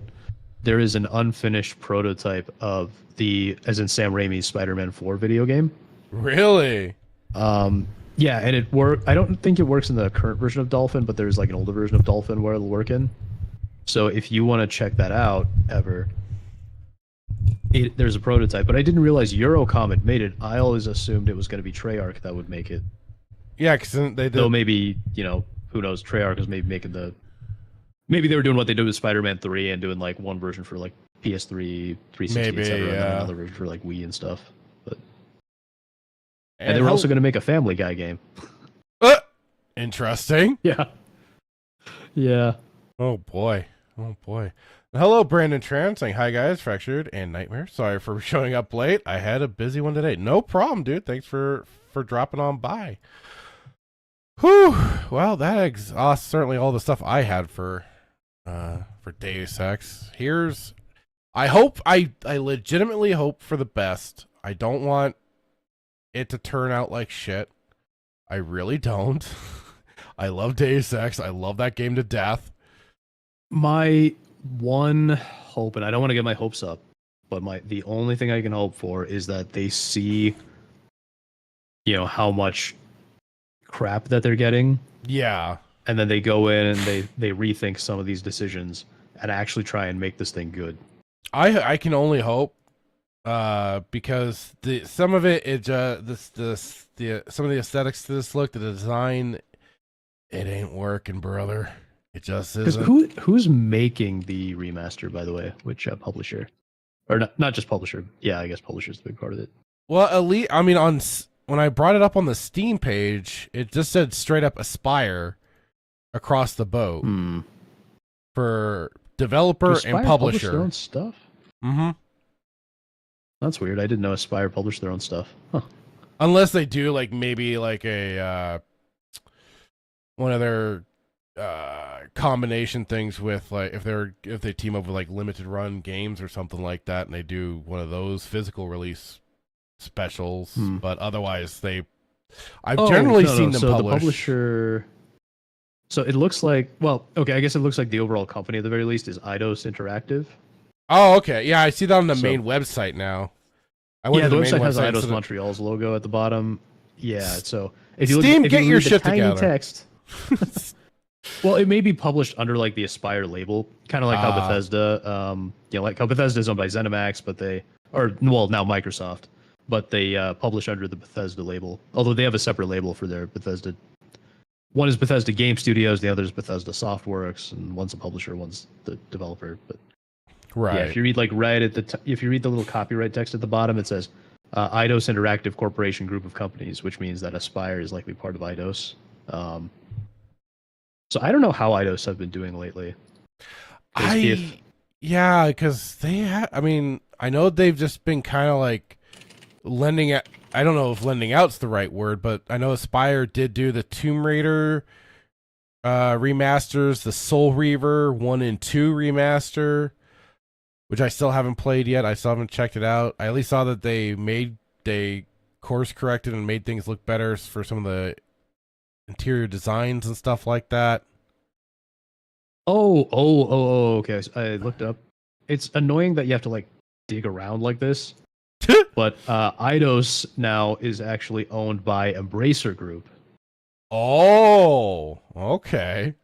Yeah, which makes sense because I know that a few years ago, because Square bought Eidos originally. Yeah. And so then Embracer recently bought a bunch of properties from Square, including so they bought Crystal Dynamics, so it's like Tomb Raider, and I think they did that Avengers game. Eidos Montreal and Square Enix Montreal, and so they got Tomb Raider, Legacy of Kain, Deus Ex, and Thief, among other assets. So Embracer owns all this, and Embracer also owns Aspire. I just looked up Aspire. So what that means is, this is all under Embracer Group, which is formerly, THQ Nordic. Who, it is sad what happened with Embracer, by the way. Like when they were first doing like the THQ Nordic thing, it was like so cool because they were coming back and bringing back all these old properties that everybody loved, and they were doing a good job with them. And you could see how much love they were putting into it. Like even the SpongeBob Battle for Bikini Bottom remaster or remake, that was so good, and you could tell how much like love and care they put into that. Yeah. And then they turned around and published the Saints Row remake. Oh God. Oh, don't get no. Yeah. Oh, and God, Saints Row. Yeah. Like what was it? I think I shared a post too. And I was like, if this is real, this really sucks balls. Because I remember seeing a post on X, and it was like, if the actual team that had been working on Saints Row got to do what they were intending to do, which was essentially basically retcon, which I mean, hey, it works for them. I think essentially Saints Row 3 and bring a lot of things back to a certain point. They were gonna finally bring closure to certain storylines from 2 and all of this stuff. I'm like, why did I have to see this? Why did it have to be this? Because we could have had this, and instead you gave that bullshit reboot. No. Well, so I'm the kind of guy that actually likes 3, and I like 4 as well. But I really like 3. But the thing is that if you know who Short Fat Otaku is, he has a video on this where somebody from whatever you think of him, he has somebody from the original development team of the Saints Row reboot reached out to him. And it turns out that there was like a whole bunch of mixed directions that they were getting And so there was no like one single vision for what the game should be. Right. And then they would it almost sounds like the story behind Anthem in a way where, oh God. Yeah, they were like, some people wanted the old, like very old Saints Row, and some people wanted, the kind of Saints Row 3-ish era, and then other people were like, oh, well, Saints Row needs to grow up, and we we're serious people now. And a lot of those people are actually the ones that wanted to be more like Saints Row 1 and 2, but they wanted to be even more serious. And then, of course, there were all the woke people in there, and then up top, they were getting like, yeah, can we make this a little more like Fortnite? The kind of thing that executives do. Jesus. And so it was just a complete mess and a complete disaster of development is the story that I got out of that. No, and I remember reading around once too, for even like from Saints Row 2 to then Saints Row 2 was basically like one of those lightning in the bottle moments where they just had a team that just got things right, but it was mostly by accident. But things worked out, and we got 2, and it's great, and that was it. And then like like 3 has its fun moments, and I don't entirely hate it. I will say I was a salty bitch that they killed Gat off screen. I was like, what the fuck are you doing with this sort of shit? I think they bring Gat. Didn't they bring Gat They back brought Gat back in 4. Gat out of hell. No. They brought him back in 4, and then they did have Gat out of hell. 4? Or Gat in hell, or whatever it was. Gat out of hell, yeah. It's been a while. But yeah, they brought him back in 4 that they retconned the storyline that it was. Because the funny thing is, in 3, you could get Gat Zombie to join the team at the end of the game. But in 4, you discover that that Gat was actually in a stasis pod. Yeah, he was abducted by the aliens instead of killed, which was what everybody thought happened. And then because you learned that apparently Gat was the one guy the aliens really did not want to fuck with on Earth. I took that as a bit of an insult. I'm like, you know what? My boss is a badass. How dare you? Yeah, I feel I should have been the one kidnapped and killed by aliens. Exactly. Yeah. So, I get because it sounds like you're like an original Saints Row fan. Like from I mainly jumped into 2. 2 was the one that I mainly got it. Like I've tried playing 1, but it's such a grind in that game to get through the story moments and stuff like that. That was at least the thing that they made a little easier to get through in 2. And the side missions were just a lot more fun in 2. Like nothing more fun and hilarious than smearing houses with poo. But it was like Saints Row 2 to me just had a good happy balance of it had its dramatic serious moments, and then it had its great moments of levity and comedy. Like it was kind of like that Evil Dead 2 sort of situation where you just had these perfect elements combining together to make it a great story and just a fun game in general. That's fair. And like it was to me, like I'm a Sperg. I like customizing my characters when I do get the chance, and they removed certain customization aspects in 3, which kind of teed me off a little bit. So I was like, you know what? But I didn't entirely hold it against the game. I still enjoyed 3. It's the one time where it got me into the rare occasion where I'll listen to a rap song. Because I think they worked it so well with the Kanye West Power song for the mission, and then they used it for the trailers. I'm like, okay, this just fucking works. You kind of got me. I think there's a different Kanye song I would rather listen to. Well, rap. But if you have to, of course, you're gonna go with that choice. But but like I said, it was a well blend in that mission, and then like I said, the trailers too. So yeah, that's reasonable. Like for me, I came in with Saints Row 3, and I played 4, and I do think 3 was a bit better. But like, I actually really like the goofy aspect of it. That's what really drew me in. So that's what I loved about it. Like I said, the customization. Go ahead. Yeah.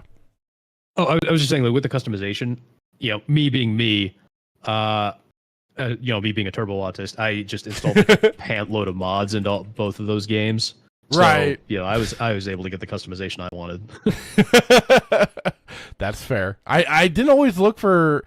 Funnily enough, with like Saints Row 3 and stuff, I mainly did play that on console. I think I was playing it on 360 at the time, and I knew some people that were playing 3 and had 3, so we did a lot of the multiplayer stuff, and I was able to get like a lot of those stupid achievements and everything for it. So that's where I think that came in. I know there's some great mod pack. There's like that really beefy mod pack for Saints Row 2 that not only adds a bunch of Gentlemen stuff, of the Row. That's the one. That's the one. Yeah, and so I think actually it's kind of a sad story. There was a Volition employee and prolific modder named Idle Ninja. That was a screen name anyway. And he made that mod pack, and then I think he was really pushing for a Saints Row 2 remaster, something like that. And then he like died. I heard, yeah. And I think he went to go to never work. Bothered. I thought he went to work for them too, and he worked on Agents of Mayhem. Yeah, a Volition employee. Yeah. Yeah. Oh, right. You said right. He's a you Volition said that. employee. Yeah. Yeah. So, which Saints Row 2, especially for the PC side, could really use that treatment of maybe a rematch. I hate to say it, but like, because on the PC side, it's a bit broken. It could use the better controller support and stuff like that, because otherwise it's kind of a mess. Yeah, there are a lot of games like that. And Lord Slosh says, "Let's do heckin' crime to pay our student loans, guys." Fucking hell. Yeah. That's the thing. It like the Saints Row reboot. It doesn't have like any of the grounded whatever stuff from the originals too. It doesn't have any of the fun, goofy, irreverent stuff from 3 or 4. Right. It just has nothing. It's just like this super woke, boring slop game that at some point I'm still waiting for James to play because I know I gifted it to him. Of course he did. Of course he did. Yeah, I've never even bothered to check the C's for this game. Like, I was just like, I know. Like, everything I was seeing about it is just like, I have no intention of playing this one. And I've loved this. As soon as I saw the poster for that game when it was announced, I was like, this is not going to be good. That's the one with them on top of the buildings. And it's the one where your boss is your boss is a black woman with like the mental illness haircut. Yeah, sitting on whatever the statue or whatever. Oh right. Embracer Group. That's what we just went all the way off on a tangent. Because you mentioned Saints Row, so naturally that's like, oh yeah. So Embracer are the ones who own everything with this remake because they own Deus Ex and they own Aspire. So Embracer has not been doing great over the last few years. They got cucked by Saudi Arabia. Oh jeez. Because Saudi Arabia invested a bunch of money in them, and then like they canceled that investment deal and all that. They did layoffs in 2023. They sold off Gearbox to Take-Two. Yeah, they are not doing great. Oh, and they've split up into 3 companies.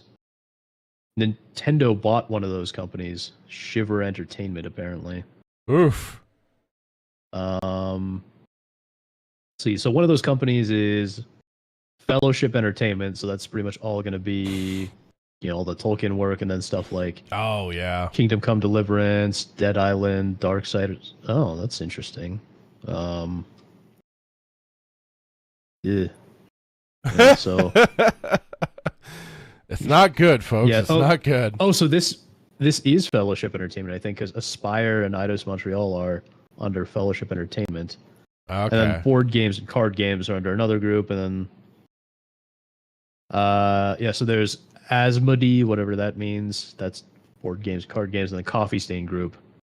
What are these names? Coffee Stain Group, and they're doing they're game developers and publishers focused on quote community-driven experiences. Oh, wonderful! And so this is all entirely meaningless because even though they're doing a split, there's just going to be another holding company called Embracer on top of all 3 of those. that's still going to own all of those companies. So this whole thing is entirely meaningless. I don't know why I bothered reading this. I should have just read all the way down to the bottom of the paragraph. Oh no. Oh god. Yeah, so let's see. So the CEO of Embracer is resigning and being replaced. Okay. But he's still going to stay on the board because, of course, he is. Of course. Yeah. So yeah, Embracer is not doing great. I think this is something they probably really need to work. So I am hoping beyond hope that they can make this thing at least halfway decent. You know, that they see all the customer feedback. Right. Well, I shouldn't say customer feedback, but potential customer feedback. Yeah. And hope that they see it and they go, okay, people aren't happy with this. They take that feedback and that they fix it and actually make it good. Well, and also just to that's the thing. Like even for the Deus Ex, since we've got it back to that now, it had the textured looks and everything to it match the world. Like when you see those new models, they stand out of the world that they are intended for. That's part of the problem right there that makes it feel really just kind of, at least to me. No, I don't know. I think it all looks terrible is the thing. Like the world looks like crap. The models look like crap. And it looks like you added some extra polygon. Well, no, because the models actually look worse in some ways than the originals. Some of them do. But some of the movement looks a little better for some of the patrol animations that we saw really quick, but otherwise, like I said, everything just looks, funnily enough, uglier than you could say the original did. Because the original at least has it has like a decent art direction, so everything kind of looks consistent.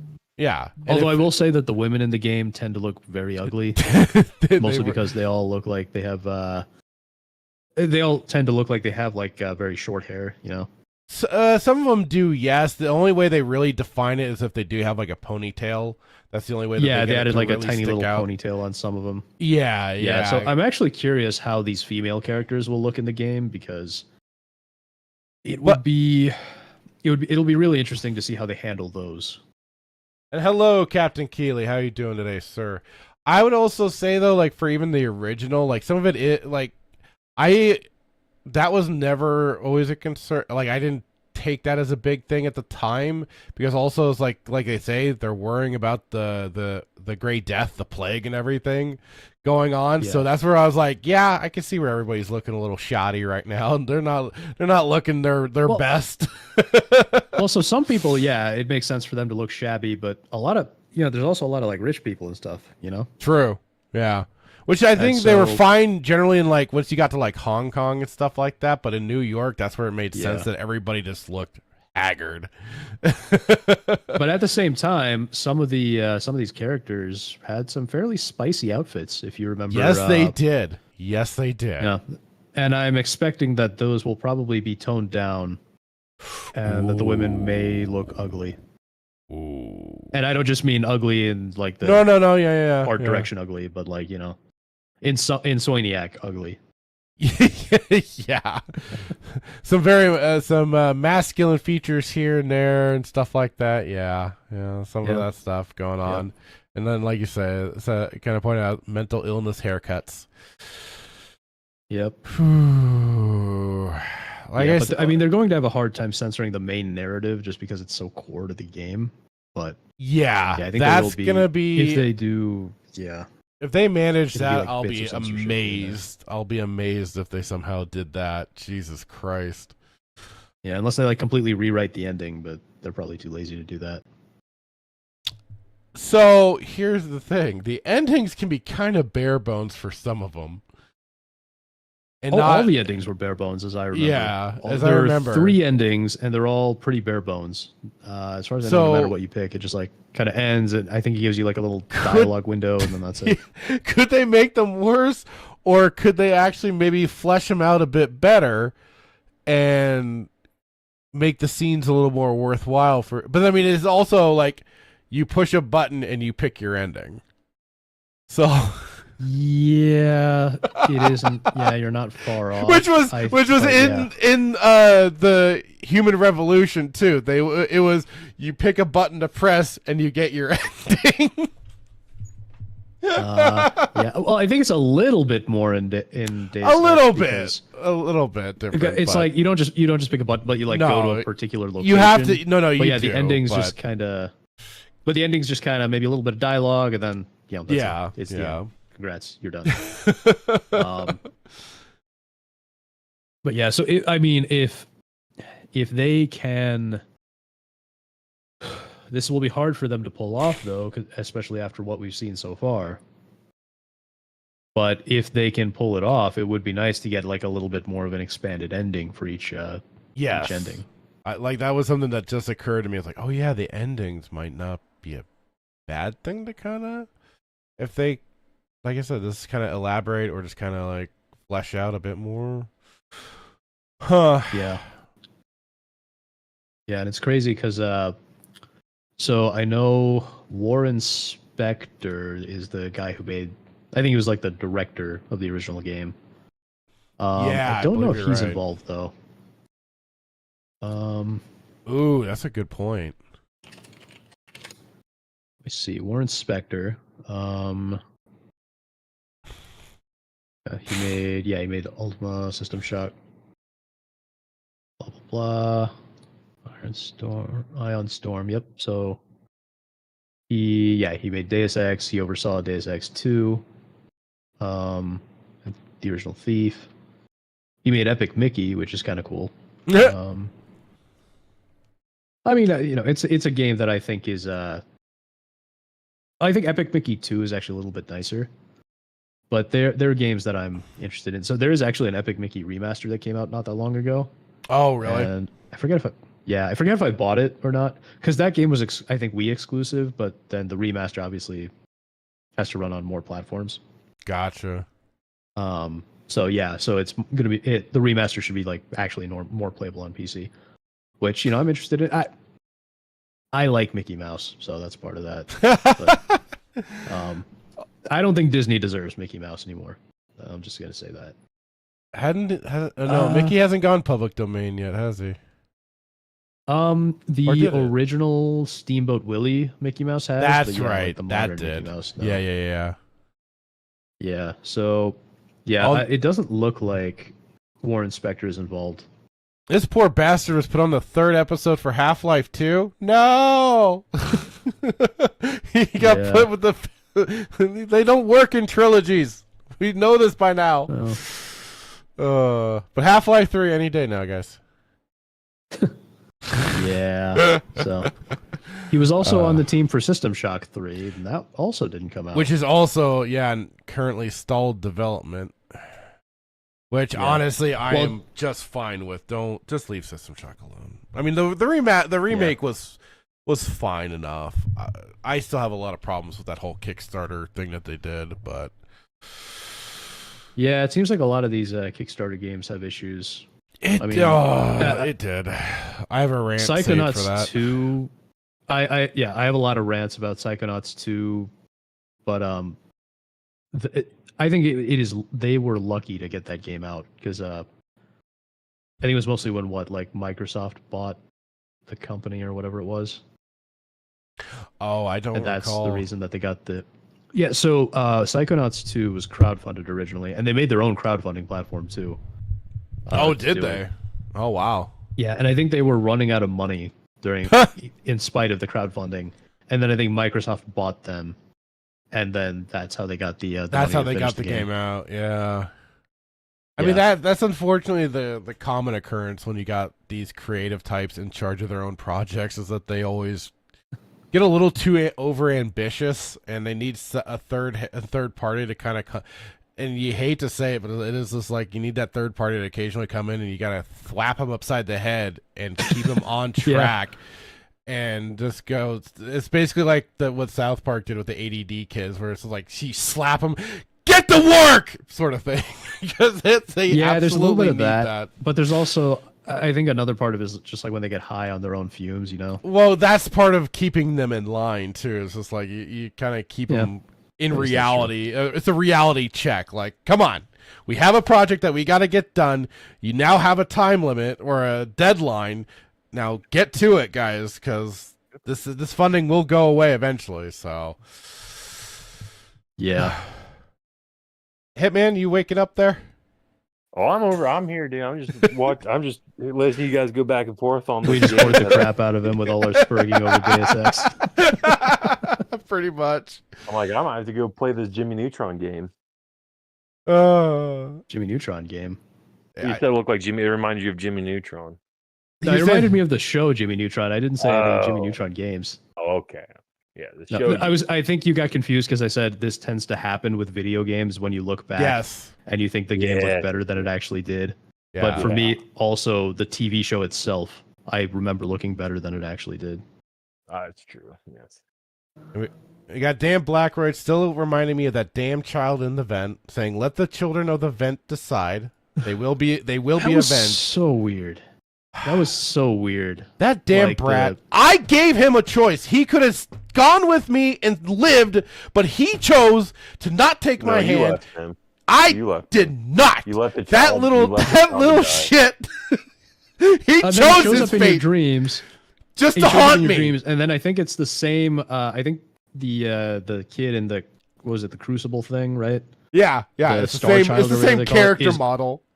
Yeah, it's the same character model, just like all transparent and stuff. You know what's funny is the first time I played Mass Effect 3, I accidentally attacked the Star Child kid.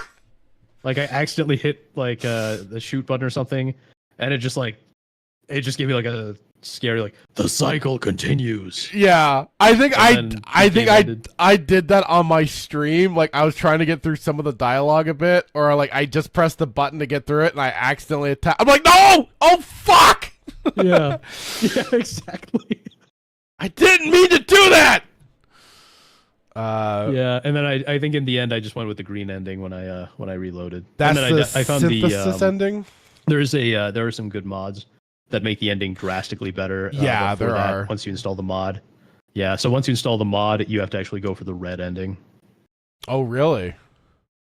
Yeah, it locks you into the red ending, but what it does is it makes it so that the red ending doesn't kill all the robots and stuff. So, so it just goes for the Reapers. Gotcha. yeah, and it adds some extra cutscenes like and it also like saves Shepard. See, you know what? That I wasn't asking for a lot. I just wanted a decent ending. I just wanted my Shepard to come out after all this bullshit alive, somewhat well, not totally well because he's gonna probably have some PTSD. Was Shepard to put the kid leave the kid in that vent. That already happened. The kid was done for. A t-shirt should be made. I had moved on.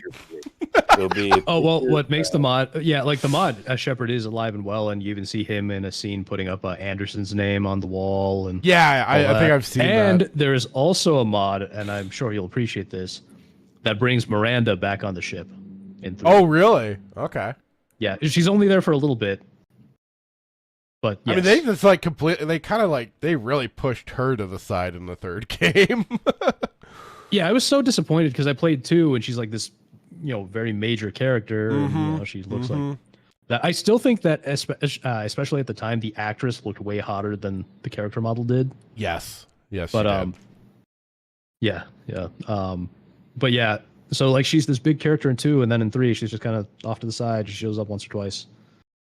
Pretty much. Yeah.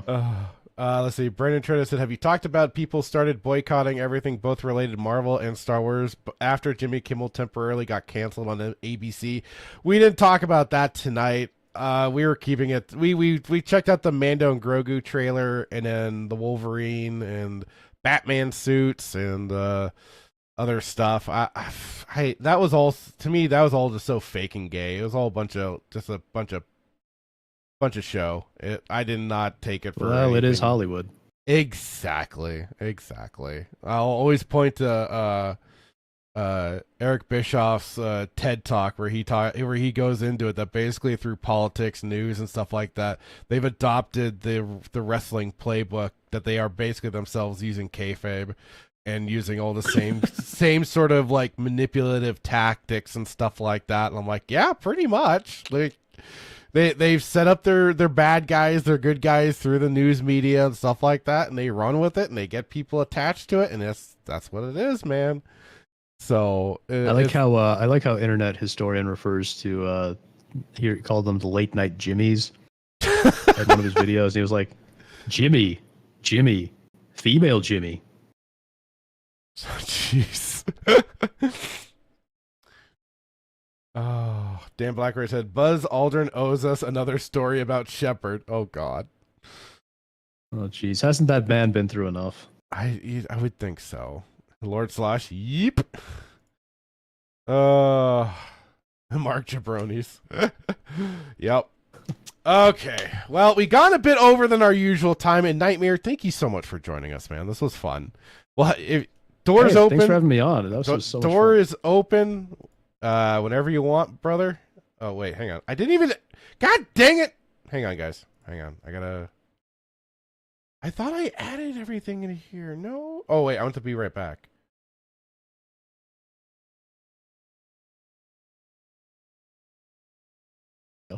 I swear I'm not retarded.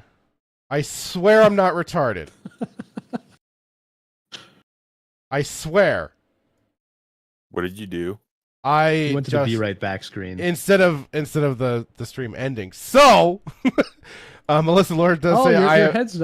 Oh, there they are. Yeah. Wait, but I'm covering up your head now. I moved you over.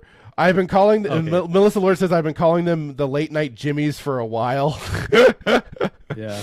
Oh God. All right. So yeah, man. Thank you so much for joining us. Like I said, doors open if you do want to join us another time or anything. Yeah, I'd love to. And go ahead and plug your stuff. Sure. Plug yourself. Tell the folks what you got going on. Sure. Yeah. So I usually stream. My channel is youtube.com/@Knightmare with a K -demon-ch. Yeah, I usually just stream on Thursday afternoons at 3 p.m. Eastern. Usually it's like what I call react slop, where I just like react to some random stories that I find interesting. Still deciding what we're going to react to this Thursday. And then at the end, we play a game. Right now, we're going through Psychonauts, and we're about to get to my second favorite level in Psychonauts. We already did the Milkman Conspiracy, but we're going to get to the Napoleon board game. So I'll probably be saying everything in a French accent while we're playing that game. Ooh, nice. You are making me intrigued by that game. Like I never went near Psychonauts, so it's looking like fun. Oh, it is a really fun game. Psychonauts 1 is a really fun game, and I love just about everything about it. Very much worth playing because it still has a similar spirit to a lot of the classic LucasArts point and clicks. Oh, okay. But it looks like it's a little more action oriented too, which is like, oh, okay. It is. When I say the same spirit, I mean like in terms of like the writing. Oh, okay, gotcha. Yeah, it gives you that same feeling of, you know, it's funny, but it's not too quirky. And you got a great main character, and all that sort of stuff. So yeah, because I believe Tim Schafer originally worked at LucasArts. Yeah, because he did also. Oh God, the one with the biker dude and stuff. Full Throttle. Full Throttle. Yes, I remember that. I played over at a buddy's house. He had it. He had the demo though at the time. He did not have the full game, but I remember checking that out, and I was like, ooh. You can get Full Throttle Remastered. I have it on my. I do Yeah. have it in GOG. I have to do a full playthrough one of these days because I did play through it not a while ago. I got to the point where you're going to the concert place, I believe, but I never beat the game, so I got to give it a try one of these days. Yeah, I remember I played it for the first time actually a few years back. Yeah, it was fun. Nice. All right, so I dropped your link in the chat for anybody that wants to. You can head on over to Knightmare's channel, give him the sub and all that jazz. If you like what he's cooking over there. Hitman, do you got anything you want to drop, or just the? Just don't go watch Grogu or Mando. Fair enough. Yeah. No danger of that here. Yeah, same time, same place next week. Excellent. And of course, go play good games. Go Star and Wormhole Watch. Yes, Yeah. Wormhole Watch Wednesdays. Wednesday mornings, you'll catch Wormhole Watch on Duke Devil 95's channel, where we've been watching Star Trek Deep Space Nine. The episode on there is, what was it, Playing God? But then tomorrow night... Not to be confused with Playing God. Playing God. Yeah, not God. God. Let's see, what was it again? And I'll drop the link to Duke's channel as well, just so if you want to check that out. Because it's been fun. It was called Playing God. That was the most recent one that's on there. And then we will be watching tomorrow night for the next Wormhole Watch. Let's see, I gotta get to that really quick. So we'll be Profit and Loss. We got some Ferengi and Cardassian stuff going on. So Hitman, you're definitely gonna have to make sure and show up. I'm so excited. So there's that, and of course I'll be on Static 2020's channel for weekend pregame, where we laugh at and look at Clown World nonsense and shenanigans there. Static's always got something to torture us with, and I say torture us, but I more mean the rest of the chat or the rest of the panelists. I just kind of sit back and laugh because, unlike them, I have stared into the void. Probably much like Knightmare here. So a lot of the stuff that Static drops can be, yes, a little like, oh God, but at the same time, I just sit back and I'll just laugh and be like, this is just too much. So join. Yeah, you just do what you do when you're hanging out in my chat. Exactly. Exactly that. So yeah, there's also that for the weekend pregame, and of course we'll be. So this week with the start of October, I do want to try and get back into some gaming streams. I have an idea. I need to hit somebody up. Shut up, you. Stop it. I gotta hit up Nerdy Neo. He might hear this if he watches the replay or if he's been lurking. But I want to hit him up with the whole roulette thing because I have an idea. And otherwise, yeah, we'll be back same bat time, same bat channel next week. Be there, folks. We'll catch you later. So everybody, say goodbye. Goodbye. Good night.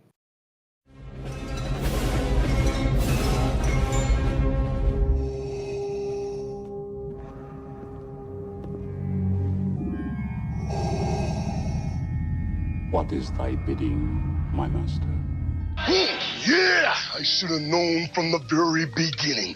From what you said. Yeah, when the mega powers were formed. Yeah, what you were out for from the very beginning. Yeah, you were after what was mine. I remember what you said. You can destroy the Emperor. Join me. Together, we can rule the galaxy as father and son. Yeah, that one was rough. Those words right there. Yeah, I got stuck, yeah, but I swallowed it anyway. Didn't like the taste, but I swallowed it anyway, yeah. But I remember the time when there was a conquistador out of the ring. The one that's so jealous that he can't stand it, yeah. Yeah, you came in there with your poses, yeah, but you made a big idiot out of yourself, yeah. And speaking of idiot things, what about that stupid idea? Did you forget that one? Think back. That right there sealed your fate. Yeah, that put the madness over the edge. But I'll tell you what felt even better, yeah, was in the dressing room, in the first aid room. Me being unselfish, yeah, said go ahead, do the thing, yeah. You won't steal my thunder, no. When you take a look at the madness's eyes, all you're gonna see is complete and utter